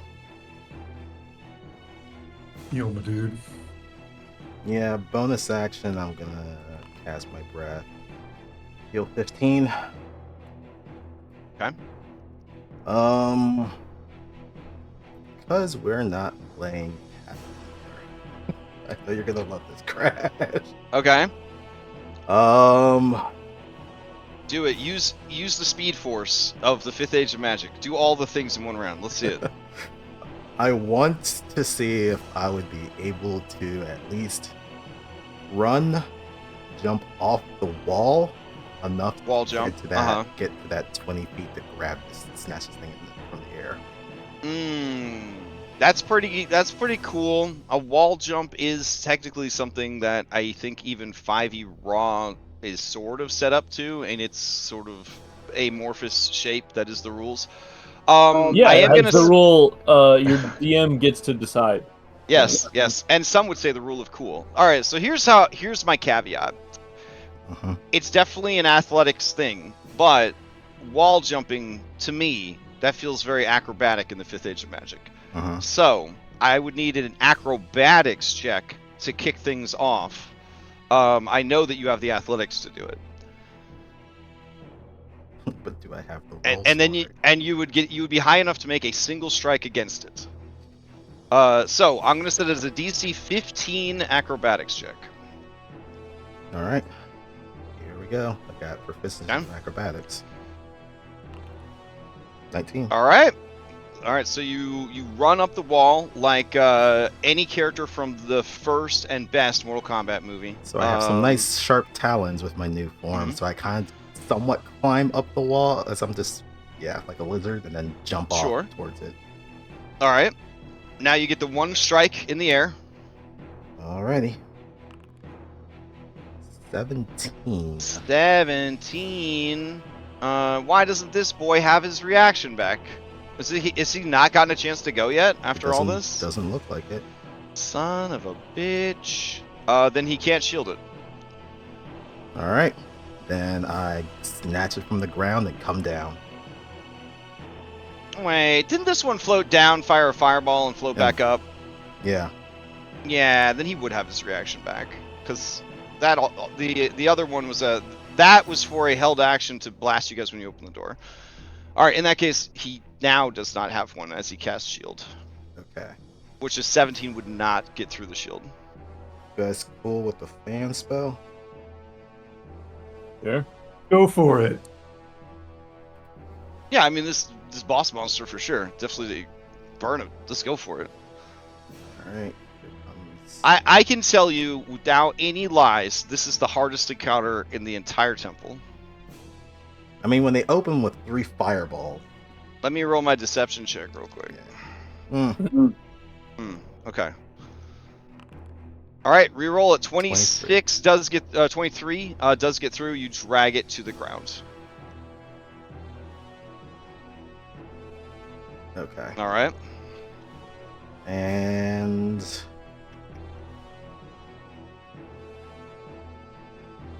things just love the magic.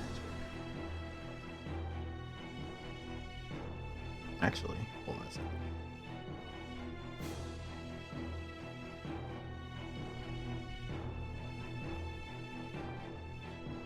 I'm going to assume because it is a floating skull, it can't be shoved prone. You would be surprised what can be prone and not prone, but let me see.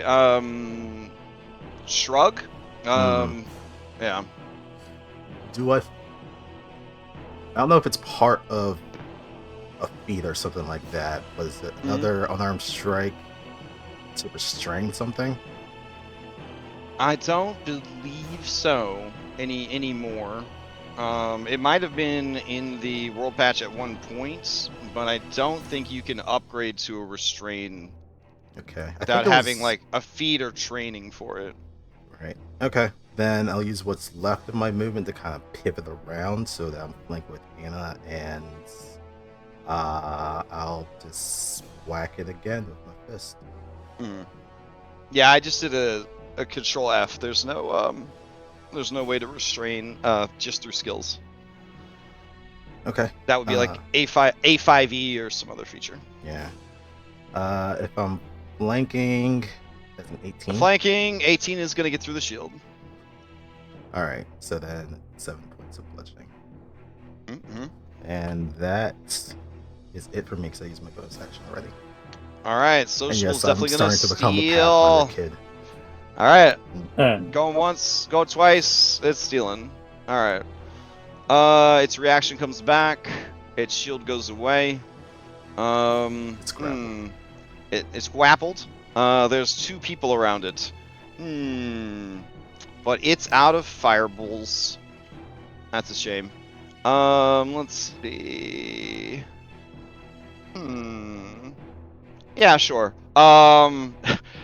It's the fire inside the skull seems to shift its mass and brightness right at you, Darius, and then it explodes magical energy directly in your face. It is going to cast a 2nd level magic missile.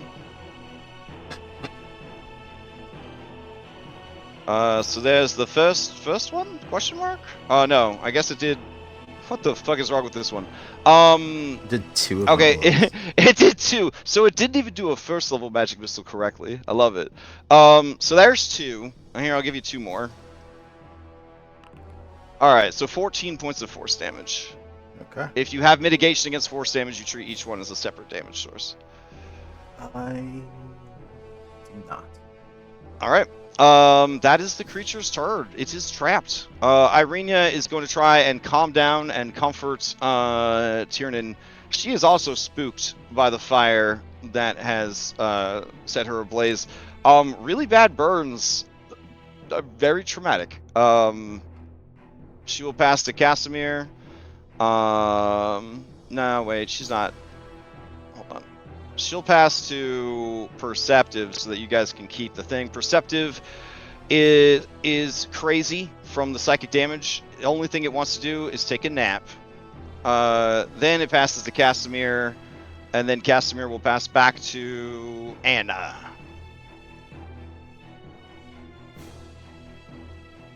Darius, can you live through a fireball? If I use my bonus action to heal, and maybe. Or if he rolls a regular fireball. Or if he rolls low, I can still survive. I think the highest damage you've done so far was a 31. That would take me out. Anything, but not kill you. Yeah, not kill me. Okay, 3 attacks. Do it. Good thing I attacked.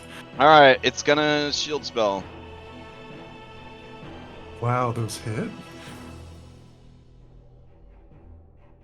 All right, you attack, and the magical shield goes up, and you just hear the clink, clank, slash of the sword against the magical shield. Okay, then we'll move. I'm gonna bolster Darius. Okay. That's my turn. All right. I'll pass to Darius. Okay. Alright. Bonus action again. Cast my breath. Heal 15. Okay. Getting low. I think he's just kind of getting angry, so he just takes the skull and just starts ramming it into the wall. All right, go for it. Give me those unarmed attacks. It's struggling. Yeah, magical shield would definitely be protecting it against that, and that. Yeah, I'm just fighting with this thing as it's just trying to get out of my grasp. Yeah. That's it. That was my action, bonus action. I'm not going to move much more. Okay. Who do you pass to? Well, actually, you had to move into that corner. I was gonna drag this thing away a little bit. Yeah, I'm just gonna stick where I am now. Okay. I will pass it. It's definitely gonna try to steal, since no, it didn't take any damage. It's having a great time. Yeah, pass to whoever you want. Just pass to it. Get it out of the way. Yeah, I'm gonna pass it. How dare you? Strategy? Okay. The creature's up. It's gonna just shoot you in the face with more magic missiles. Here we go. Second level magic missile in your face. Let's see. I'll roll the damage myself. 14 more force damage. All right, that's its turn. It'll pass to its. It'll pass to. Shane Masters. Okay. He will shoot at the one on the ground that he sees. Oh, it's in the mouth of despair. But yeah, it's also unconscious. But you could shoot it if you want. Oh, in that case, he will move forward. Okay. And does he see the other one? Oh, there is another one. Oh, yes, it there is. Yep, it's right over there. Okay. Yeah, then he'll fire on that one. 2 shots. Silver bullets.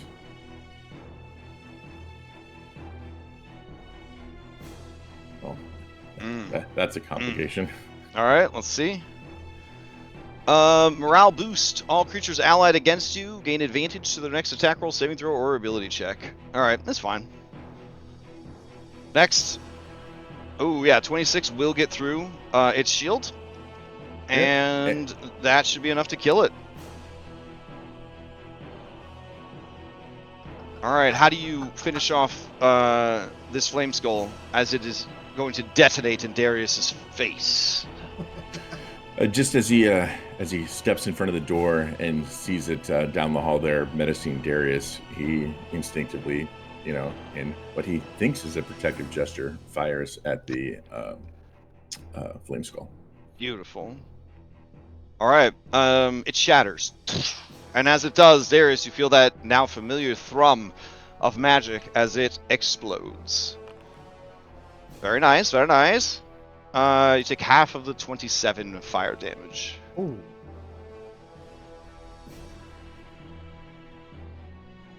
And then Shane, you have more action. You're going to use that one on the unconscious one? Is there a way to shoot the unconscious one without also hitting the bear? Oh, yeah. You're fucking badass sharpshooter. Absolutely, no problem. Okay. All right. So that would be a natural 20. And how does this one die? Keeping in mind it is about to detonate in the bear's mouth. So you didn't shoot the bear. That's important. You didn't shoot the bear. But when you do shoot that one, it will explode. Alright. It had to happen eventually. Alright, so I need you, Daniel, Savid, and Bear to give me saving throws. But before the fireball goes off, do you have any like cool 80s biker one-liners, any Shane Master specials as you blast this thing?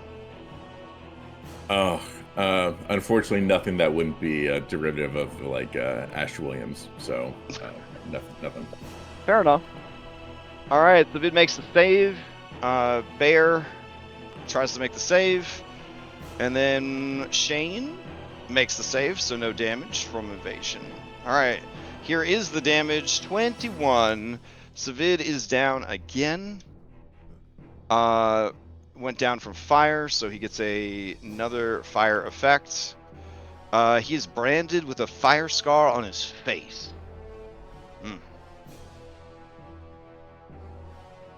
Just makes him even cooler. Goes with all the 3 other scars he has.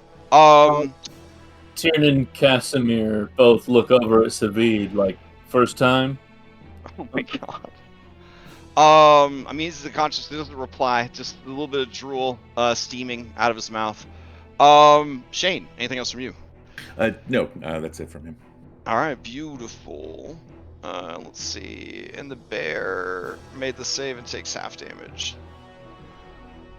All right. Let's see. Taltos will steal. He wants to stabilize Savid, but he doesn't want to leave bear form. Can you do medicine while you're in bear form? I think raw you can. Sure. He will lick his wounds. Let's see.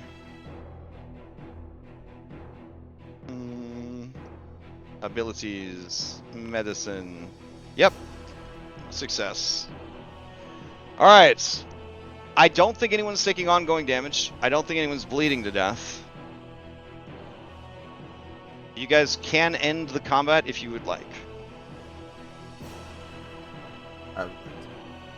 Okay? Alright, we'll go ahead and end the combat.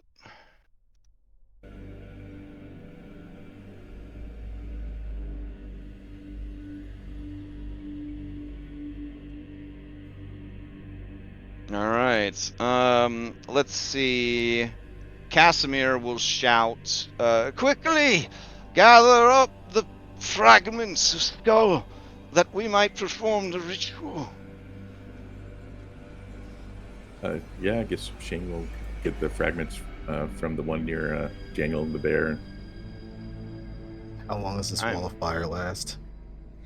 Until it is disabled. Ah, shit. All right, and the trigger is on this side of the wall, so you or Anna would need to do it, or if Daniel had some remote means to do so, or was willing to do a sick-ass, like, roll through the fire to get to the triggering panel, that would work too. Is it Is like the- a push button? It is definitely, like, that's what triggered it, was just a hidden tile that got depressed. But now that it's downed, someone needs to go in with thieves' tools, essentially, and kind of pop it back up, and then maybe even jam it so it doesn't go off again.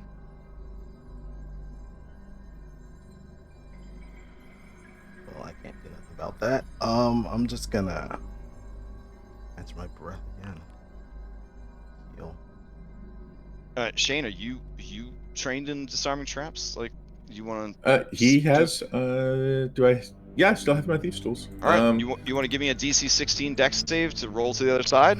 Yeah, he'll Okay. he'll attempt to do so. All right. Dex. Bolster Shane. Oh, no problem. All right, no damage from the trap. And a Oh. thieves' tool check, or do we still do those?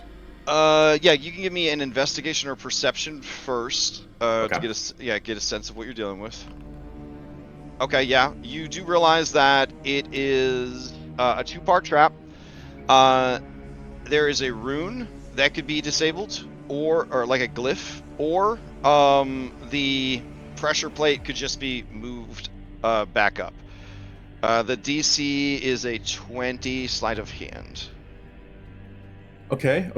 Are you guys good with me using a? Wait, do I have?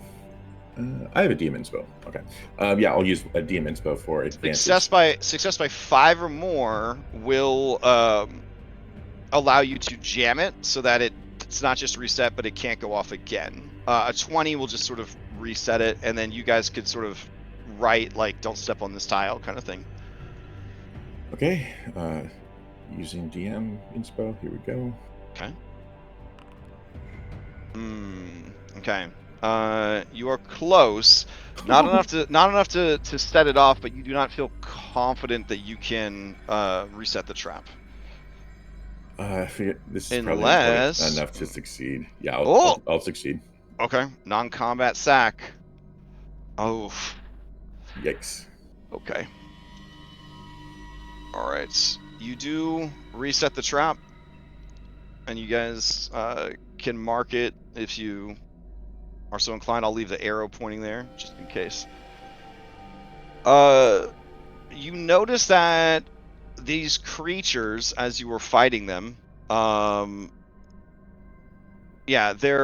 the skull was getting, like, more and more damaged, but the flames just grew brighter and brighter. When they detonated, fragments of the skulls went kind of everywhere.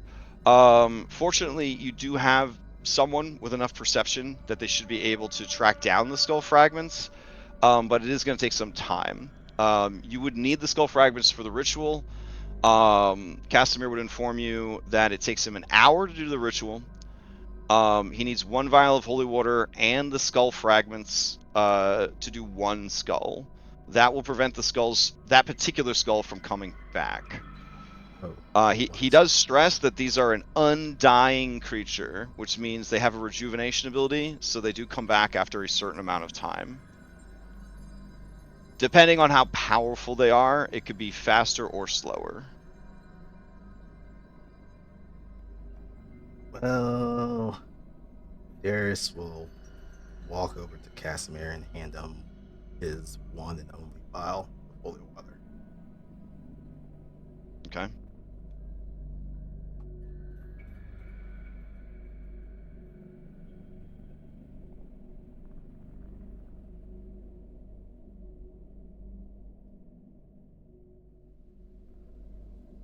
Oh, my bad. The ritual takes 10 minutes. 10 minutes. It is not a 1-hour ritual.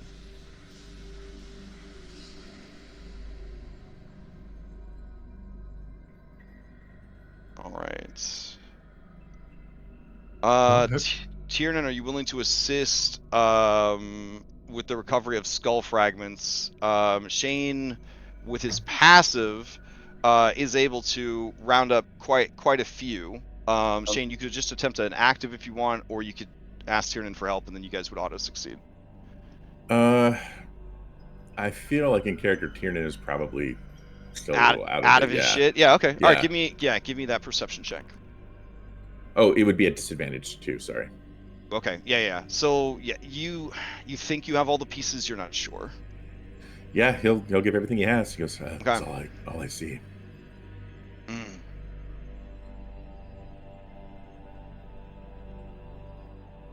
Mm. All right. Okay, if you guys are okay with it, he will use your last holy water on these skull fragments. Okay. Everybody get your power nap 10 minutes in.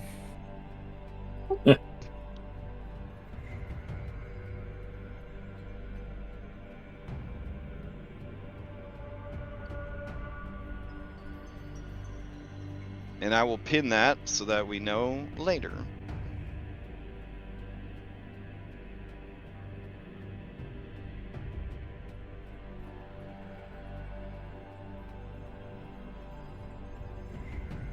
I never made the special calendar event for Tiernan. Let me do that real quick.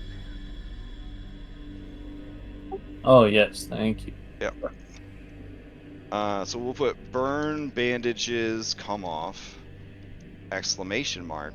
That way we know it's fun and exciting. Let's see. And that'll be at 10:38 in the morning. We'll just do 10:35. There we go. And I'll invite everybody to this fun event. Miss it. All right. Assuming Save. someone gets some beat back up. Daniel's gonna start handing out bandages. He's stabilized, but yeah, he could definitely use. All right. So you're doing a healer heal on him? Yep, Daniel hand out band-aids. This one's got some Okay. trees. Nice. Okay. That's a D6 plus 4 plus his hit dice. Oh, yep, I had the wrong thing. No worries.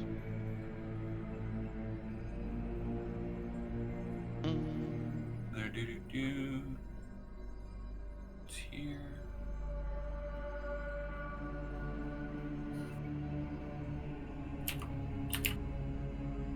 Oh, there we go. What the heck? All right. There we go.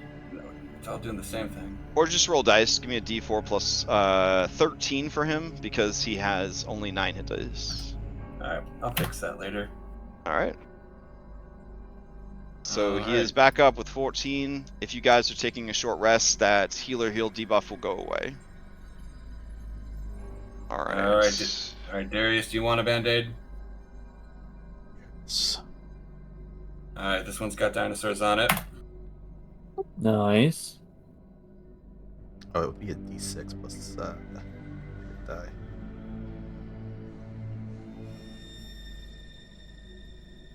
That's fine. I'll take it. All right. Would he? Yeah, he doesn't want to get dropped to 0 again. So this dude's gonna burn as much hit dice as he has to feel better. All right. Did you really just roll 7 on 3d8 plus 3? Oh my god. All right.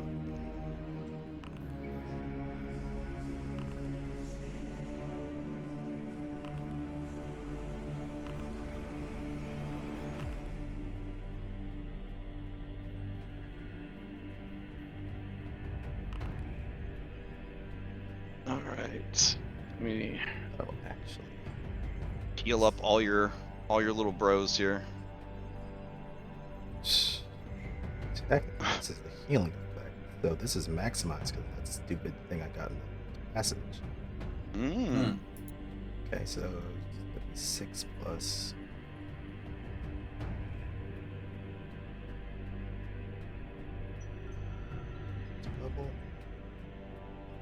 Oh, because you saw less than yourself? Yeah.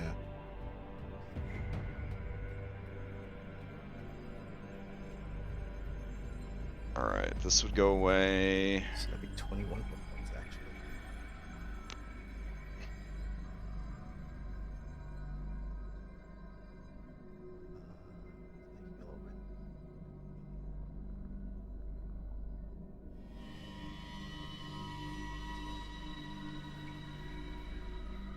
He's already taken one short rest. Damn. What did you guys do that she would have needed to take a short rest already? The Her short dragon rest was after attack. the dragon. After the dragon? Oh, Yeah. right. Yeah. Same day, unfortunately. Same day. Got it. Welp. I think she would still want a short rest. So she's up to 2 short rests. So that's 13.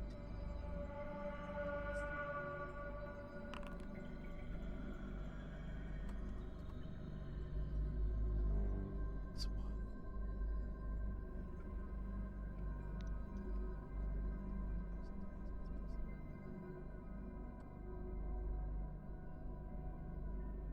A real issue with your allies constantly dropping like this is the wounds situation. They keep stacking up, yeah. Oh yeah, because their max HP is just going so low.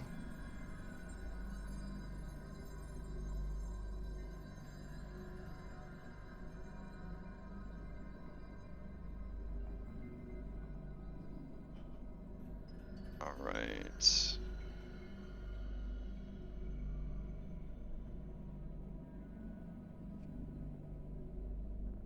Casimir.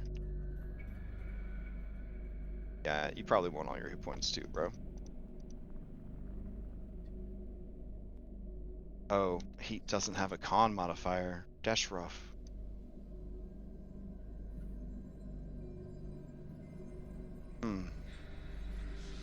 Anna would give Casimir a boon if he kneels to her. If he kneels to her? Not even lying. Not even lying. He's good. Eh.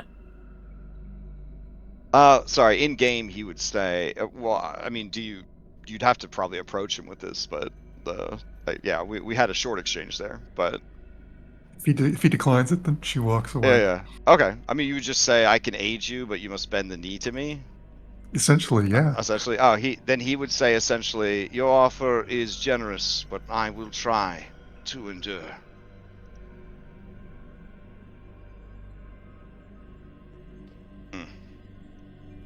All right. Sedate Bear. These would burn out by now, so I'll go ahead and get rid of these fires. But then those bedrolls are also gone. And I guess this bedroll would have burned too. There you go. Alright. Taltos. Taltos, Druid Body doing great, so he will not take a short rest.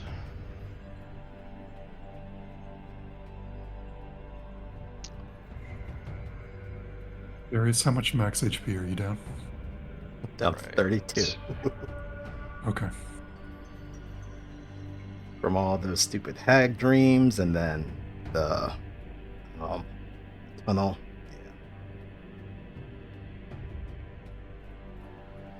I mean, in the course of this short rest, this Darius is kind of self-healing from his wounds. It's not a great sight. He's chowing down on the burnt body, or whatever's left of it. Rug.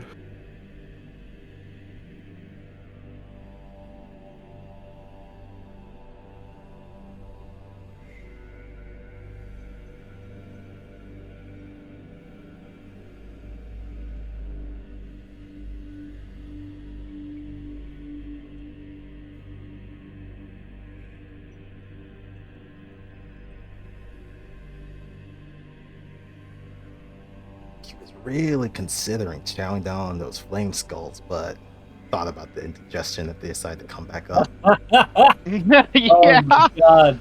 The heartburn. That Yep. would have been a core memory for me for the rest of my life. Yeah.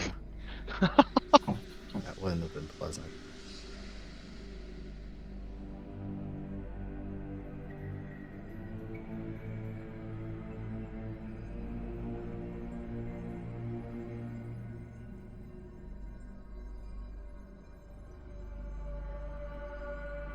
Whew.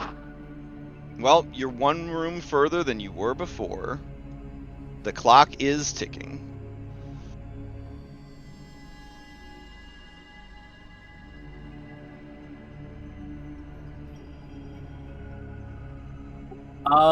The skull pieces that we couldn't do the ritual on, I want to throw in that one secret room and then close the door.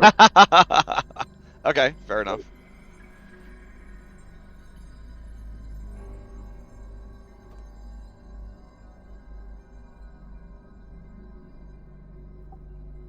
Well, that could have gone better.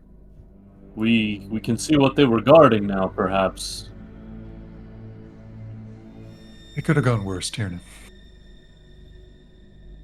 Jin just shudders.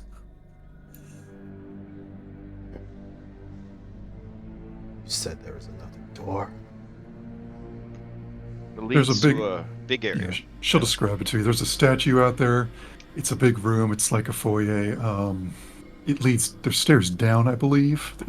There's no furnishments except for pillars and statues. It doesn't look like it's been used in a long time, and it looks very similar to the rest of this building.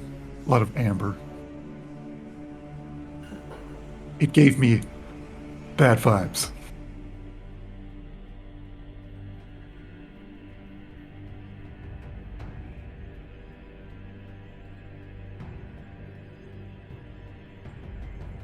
Oh, Irenia was wondering if Daniel could look at her burns before she physically moves around and takes damage.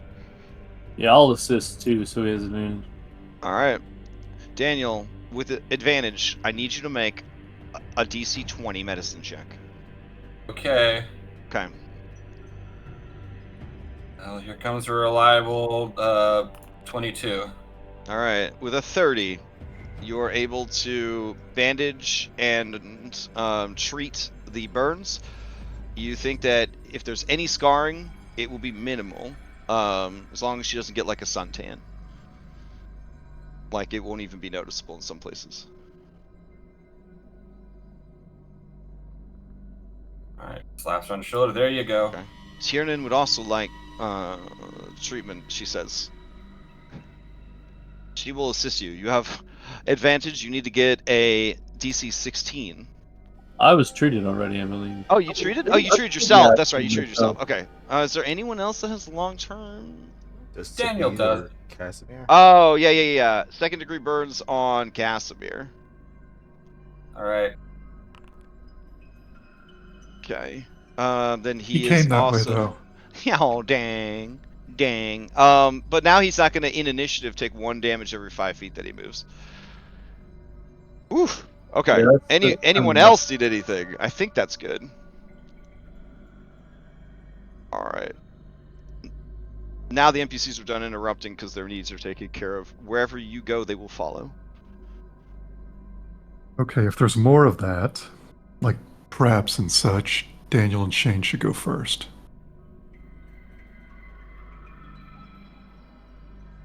Yeah, Tiernan's sticking near the back at the moment. Mm.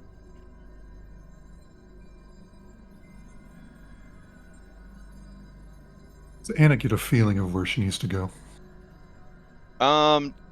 Down. We should go south. Deeper into the earth. We should go that way. God damn it. Oh, that's not south, actually. I know that's east. Can't see it with the fucking blood over the compass. How about we investigate the hallway we fought for? What a concept. Daniel. Makes sense. Don't worry, You're Anna. so wise, Daniel. Don't worry, Anna. There's still time. Well, should we do the first door?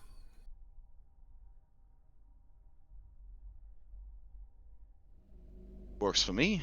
Daniel and Shane, as you approach the door, the DM is looking at your passive perceptions, and he says to you, everything looks safe. Everything looks fine. Tiernan, you wanna lend us your ears?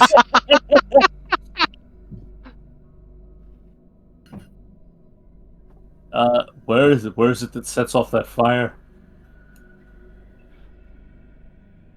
I don't know. Can you see it? Don't step here ever.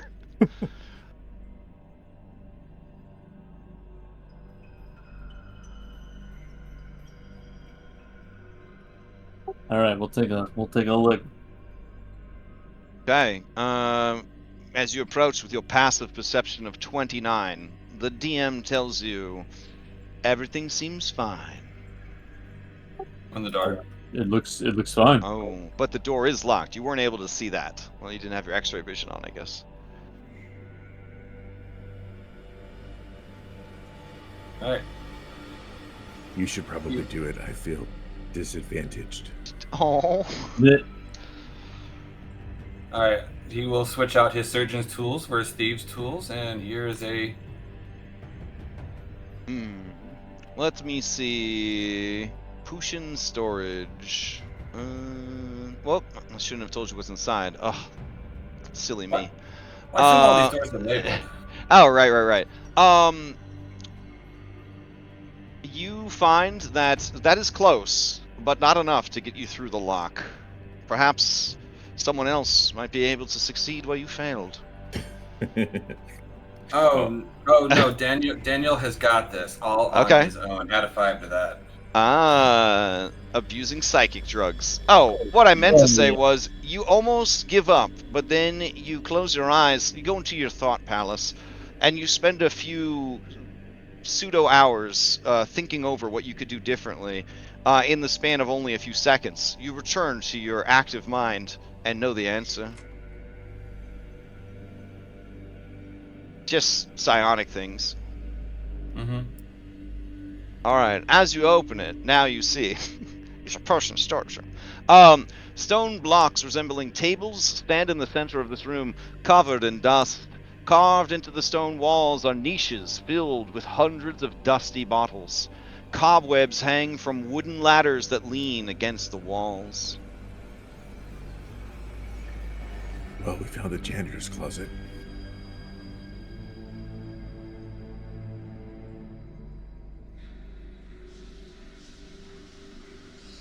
Check it out.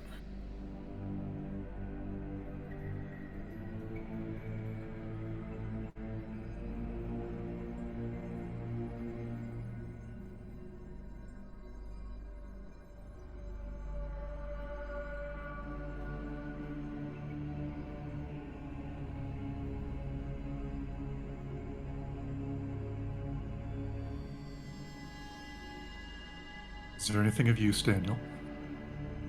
I know, I'm checking it out. I've got a little bit of training in Arcana. I can maybe see if I know what category of things these are. Things that hurt, things that are poisonous. Don't worry. Given that this is a WotC special, you know how much they love you guys to get treasure.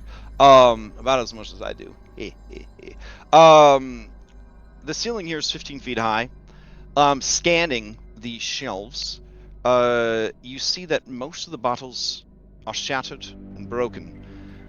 Those that aren't, with the bright light of Shane's sword, you see that the contents look aged and dried out.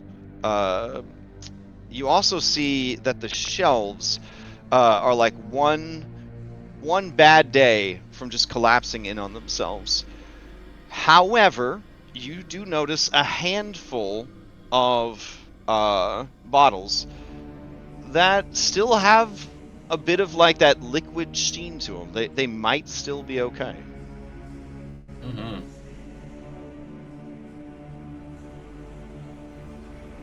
From the hallway, the NPC squad asks Anna. Casimir will be their party face. What is it? What did they find in there? Janitor's This one? closet. Ah. Are there any supplies left of use that might aid us? Well, this one's labeled improved healing potion.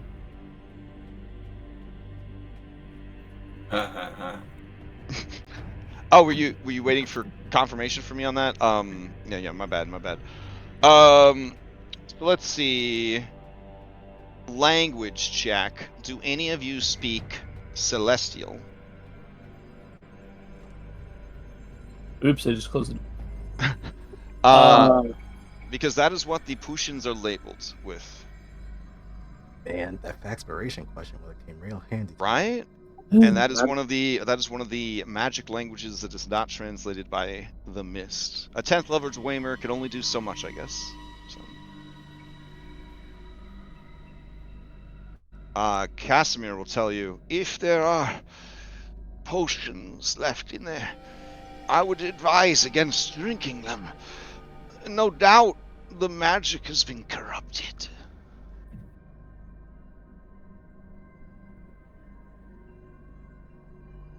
Daniel, you see one potion that looks like a potion of healing. I mean, it's got that Gatorade red to it, slight effervescent bubbles. You see another that is a swirling opalescent liquid, slowly but constantly shifting colors. You see one that is filled with deep, dark fluid, and tiny white specks float in it, like the night sky with no moon. I'll take them all. Oh shit! All right, you're taking them all. Okay. Me. Then. I mean, he's a rogue. It's time he started stealing things. All right. Let me add these Other mysterious than our potions. hearts. Aw, that's true. All right, I will add these to your sheet. Hold on. We're gonna put AT at the front so that you know Came from. where they came from. Yeah. All right. Let's see. For some reason they all AT have. for all totally good. Oh wait, you need to add a G too. They all have that bumper sticker on the stoppers. Product of the Amber Temple. For the ones that you can't readily kind of identify them, I will just provide the description. Go.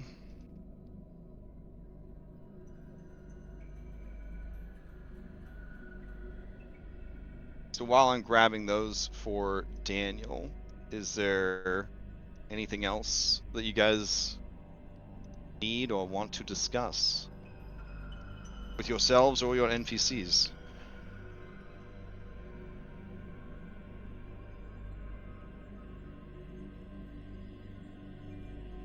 Not at the moment, I don't think. Okay. Daniel, you grab a fourth potion. This potion bubbles and steams as if boiling, yet it is cold to the touch. Yeah, we'll take it. All right.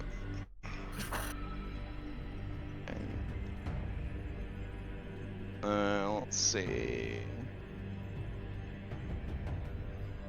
You find a fifth potion that is clear like water. So clear, it's almost imperceptible in the bottle. Makes you think of invisibility.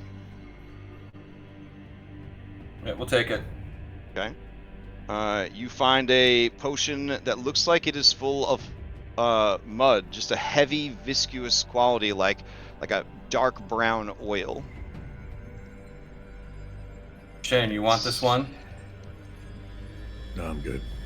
All right, I'll take it. Okay.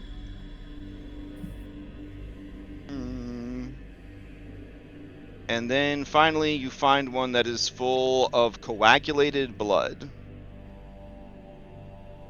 I'll take it. Okay. We'll investigate these later. Yeah. You do have someone that could identify them, but it will take time time to do so. And I don't know how much time you want to spend on that. Alright. Where's your... Alright, you got your healing potion. Here's the deep black, the swirling opalescence, the clear like water, the potion that bubbles and steams, the heavy oil, and the coagulated blood. Alright, you're set. You feel that the room is well looted. Tiernan, as you look in, you're like, oh, well, there is a secret door right there.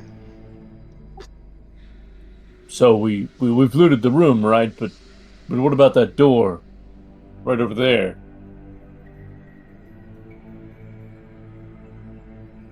To all the 5th edition DMs out there, if you have a player that has a 29 perception score, know that you aren't alone. Just throwing that out there. Ernan just took my perception. And that sometimes having a high perception isn't actually what you want. It's like you all don't even really look for things. Like, it's right there. It's so obvious. It is the most perfectly disguised thing you've ever seen. Shane and Daniel, with your 17s and 18s, you don't know what he's talking about. There is no secret door. I outline it for them similarly to the way I did the other one for Darius. All right. That helps. It is to the right of where I'm clicking my mouse.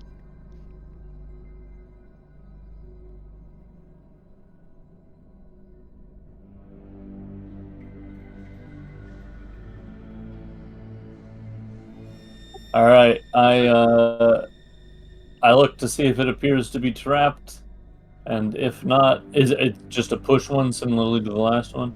It does seem to be a slide. This is a lift up and slide maneuver. Like it goes up into the ceiling. Yeah, I will. I'll open it. Alrighty. You reveal a passageway beyond. To your right is an amber door. To your left is a staircase that leads down into darkness. And across from you is another secret door. I'm gonna guess this other door goes into that next room, but we can find out if you want. And I'm assuming they don't see the door again. It's this one right here. This secret one, not this one. Nobody sees them. You're on your own here. Oh, you people. All right. You call Prepare us yourself. crazy. Okay. You gonna open that door? Yeah.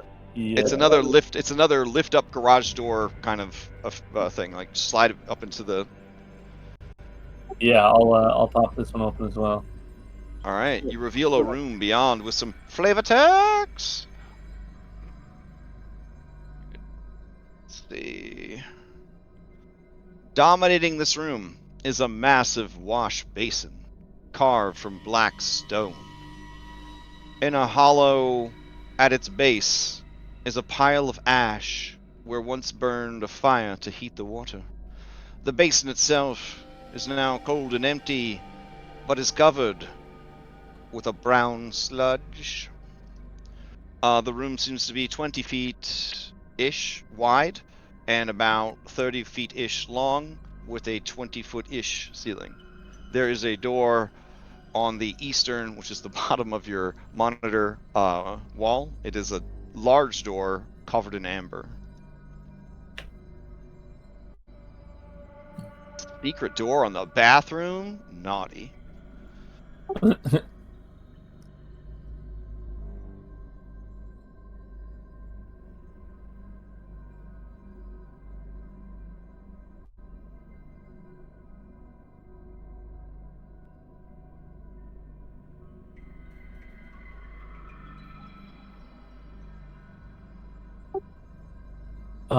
So I want to watch. Well, I guess I wouldn't know that earlier Anna felt the calling was like downwards. But I was gonna say I wanted to watch and see if she felt any particular pull in that direction. But oh, Anna, as you, Darius, and Daniel walk here, right? Walk into these spaces, you can feel almost like a physical sensation of being beckoned, being pulled towards the stairs. The power that was promised, the power that will set you free, the power that will make you no longer beholden to false allies and fair weather friends and foolish foes, waits for you down those stairs. We should go that way, Tiernan. Down the dark and ominous stairway. I have a torch. And I can see in the dark if I imply things. That it doesn't mean that it's a good idea. Now that we're in the bathroom, which is of course the safest area to be, I wanna look in my backpack and see if Thought can muster a moment of clarity to tell us where he thinks his master might be. Oh yeah, sure. So Thought pokes his head back out and he says, "Oh, good thing this backpack is insulated with plot, eh? Let's see. What are we seeing around here? Oh, I think this is the bathroom. Exactly. Well, I don't necessarily use a bathroom, and Xantha doesn't use a bathroom. So, can't say that I've spent too much time in this room.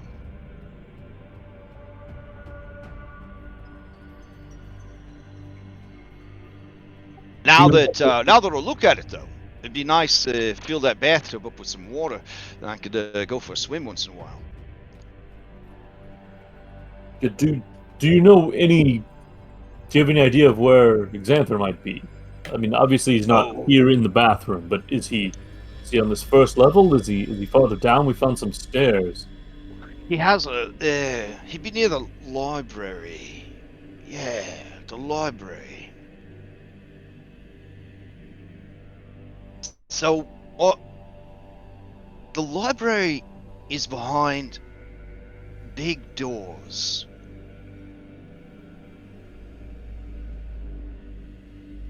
Like fancy doors. But you see that he just keeps looking at the bathtub. And as he does, you see that intelligence kind of fading from his eyes as he longs for someone to fill the bathtub. He could just swim around. On the opposite end of that hallway that we were in, did it look like those were fancy doors or like the same doors that we came from? The doors at the very end of that 70-foot hallway were definitely fancier than the 3 doors that were in a row that you guys went through the first of those doors.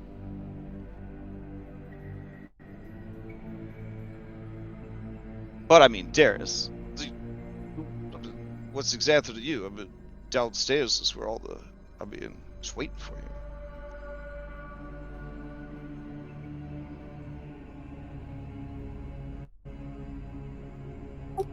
Do I see another secret door in the bathroom, or is it just the one?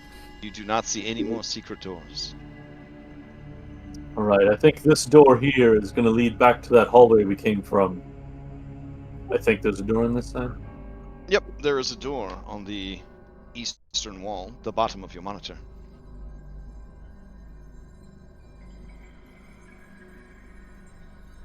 I'm going to go ahead and apply one of my dark vision things.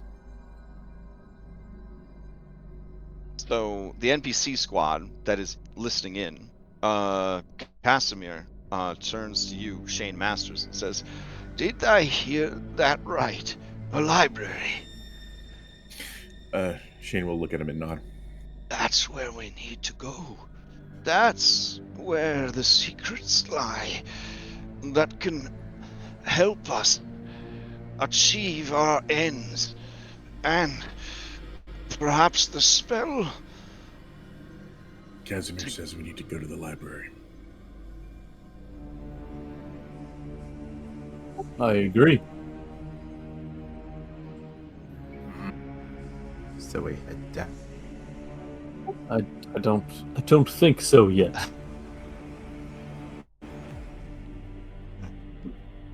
think we resist that urge for now. I motion to the door that leads back out to the hallway, or at least that's probably where it leads. Actually, it probably leads to a little thing because this is set farther back, I think.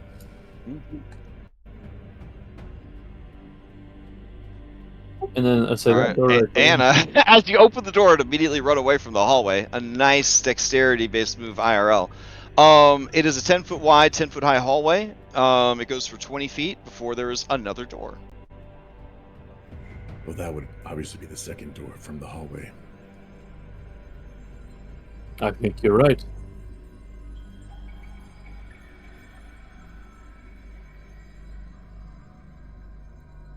He'll look at Tiernan. Is there a third door somewhere around here?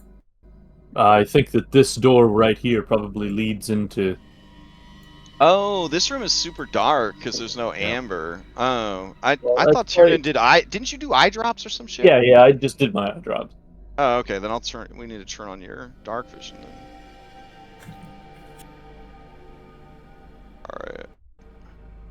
Alright. 60 feet? 120.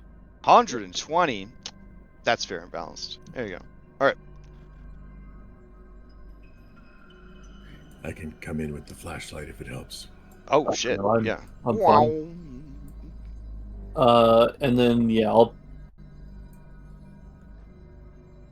Yep, and this is the other one that leads back out there. Alright, we ready for fancy doors? Actually, Fancy we should doors probably it look is. around and make sure there's not any more fire traps in that hallway. Okay.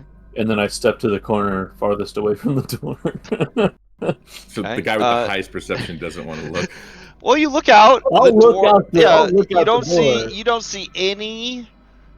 see any more glyphs, runes, or slightly misfit tiles or wall panels.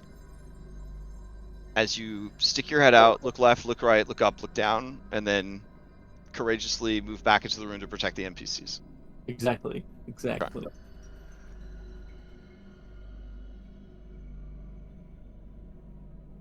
All right. Daniel, do you open the doors? Yes, he reaches out a bony Alright. hand.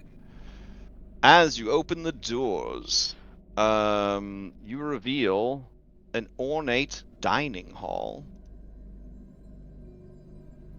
And of course, there's some delicious flavor text for you. Hot off the press. Well, I mean, it's an old adventure, but it's not that hot. Torches and sconces illuminate a dining table in the center of the room. Covering the table is a magnificent feast that fills the hall with the rich smells of cooked meat, sweet vegetables, piping hot gravy, and wine. You do see another ornate door ahead and to the right. The room looks to be about 40 feet by 60 feet, with a 30-foot high ceiling. And there are statues in there of definitely second age of magic whiz robes. So they're either old-ass looking men with sick-looking beards, or very busty women with, like, plunging necklines on their robes.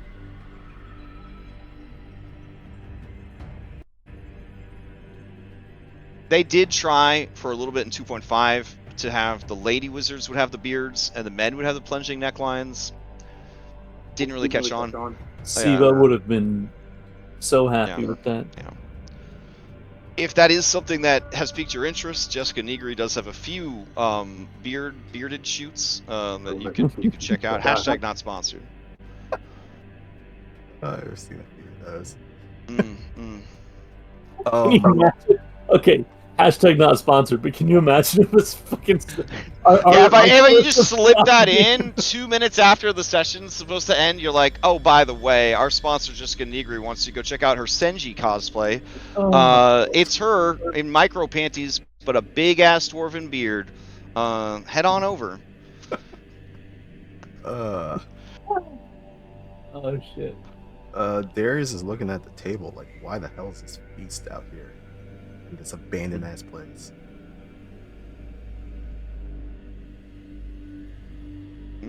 And while you guys stare at this delicious spread with many chairs for sitting down and dining, and another door that would lead to even more Amber Temple, we are at time.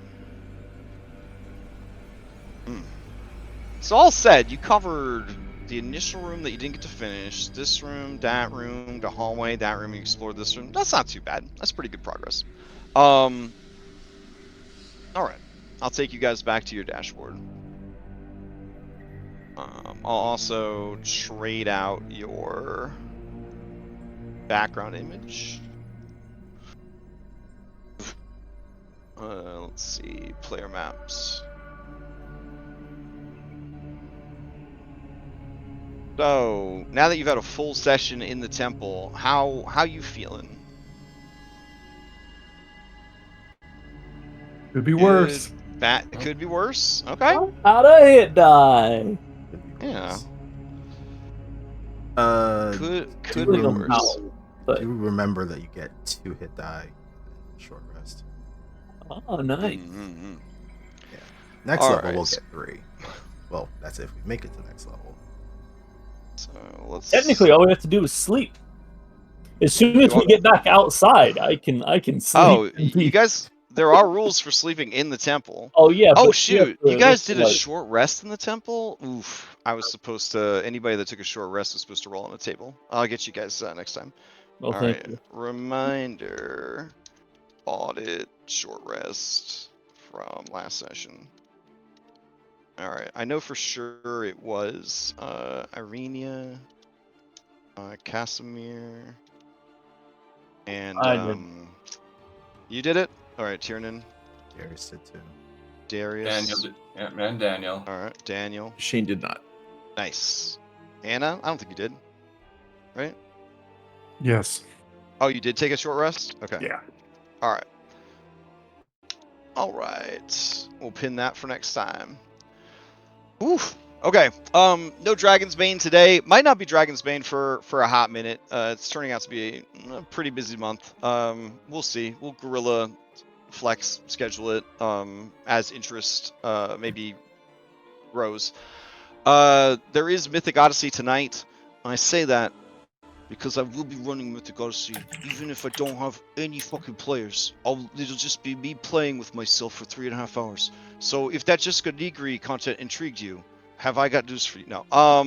So Mythic Odyssey tonight. Sundays are, I'm gonna put it out there, becoming very stressful. I am stressed for you guys. This is a stressful place in a very stressful campaign. And then I've got basically the end game of another campaign the same day.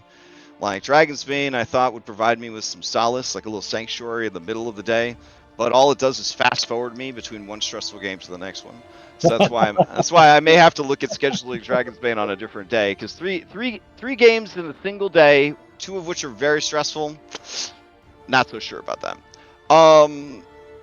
What else we got going on? I've started prepping Stolen Fate on stream. That's either going to be on Monday nights or Saturday mornings, depending on how much prep I still need to do for Outlaws. But I'm running it after Outlaws is over. If you are an Outlaws player, I wouldn't recommend watching it because I'm chaining the 2 adventures together. There will be spoilers for Outlaws in my Stolen Fate prep. And if you're playing in Stolen Fate, definitely don't watch the Stolen Fate prep. I will say this, the time of me running the adventure raw will soon be over for Pathfinder. They were allowed 1 module. So once Outlaws of Alcastar is over, we go back to our old and chaotic ways, starting with Stolen Fate, and then also, of course, whoops all kobolds of Kobold King, Chronic Kobold King. I am going to run, I believe, 2 instances of kobolds. It is a 1 to 7 campaign. I am giving Curse of Strahd players first dibs for spots in those games as a sort of apology / palate cleanser. Yeah, because it is going to be hijinks. There will be that's will be the theme of the Kobolds game. Is going to be hijinks. The theme of Stolen Fate is going to be meta. That's going to be the theme of Stolen Fate.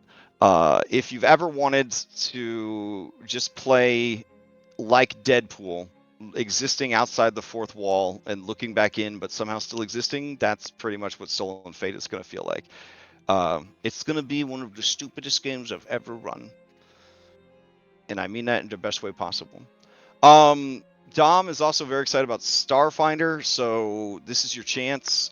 Get those friendship points up on Dom, because Dom will. There's no way he's not going to run a Starfinder game.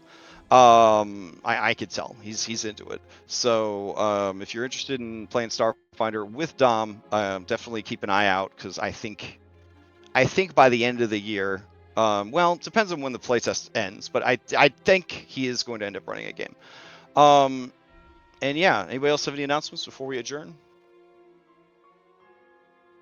Yeah, I got one. I picked up the Alien role-playing game from Free League Publishing, same guys who gave us Dragonbane and Tales from the Loop. If anyone's looking to explore retrofuturism on the edge of space where no one can hear you scream, let me know. I just played Tales from the Loop like last week or something. We did a one shot. It was pretty fun. It's very fun. Yeah. I was rolling 10 dice at one point, and I still barely got a success some of the time. Like, fucking amazing. Okay. I hope everybody enjoys the rest of their Sunday. You have a great week. The only interruption of service for our games is the 28th of this month. We will not be playing. But beyond that, we will. It looks like every Sunday until it's over. I cannot stress to you enough that this is a sandbox game with infinite number of endings and, like, I'd say 5-ish common endings. So whatever happens. When it ends, it ends, and we'll all just live with whatever the ending ends up being. So take heart that sometimes what might feel like a bad ending maybe is still a good ending. Do you know what I mean? So yeah, just remember you are in a gothic horror story. So I can't think of too many gothic horror stories that have a happy ending. So just kind of keep that in mind. All right, enjoy the rest of your weekend, and I'll see you guys around the Discord. Thanks for running. Mm-hmm. And thanks everyone for tuning in. Catch you next time.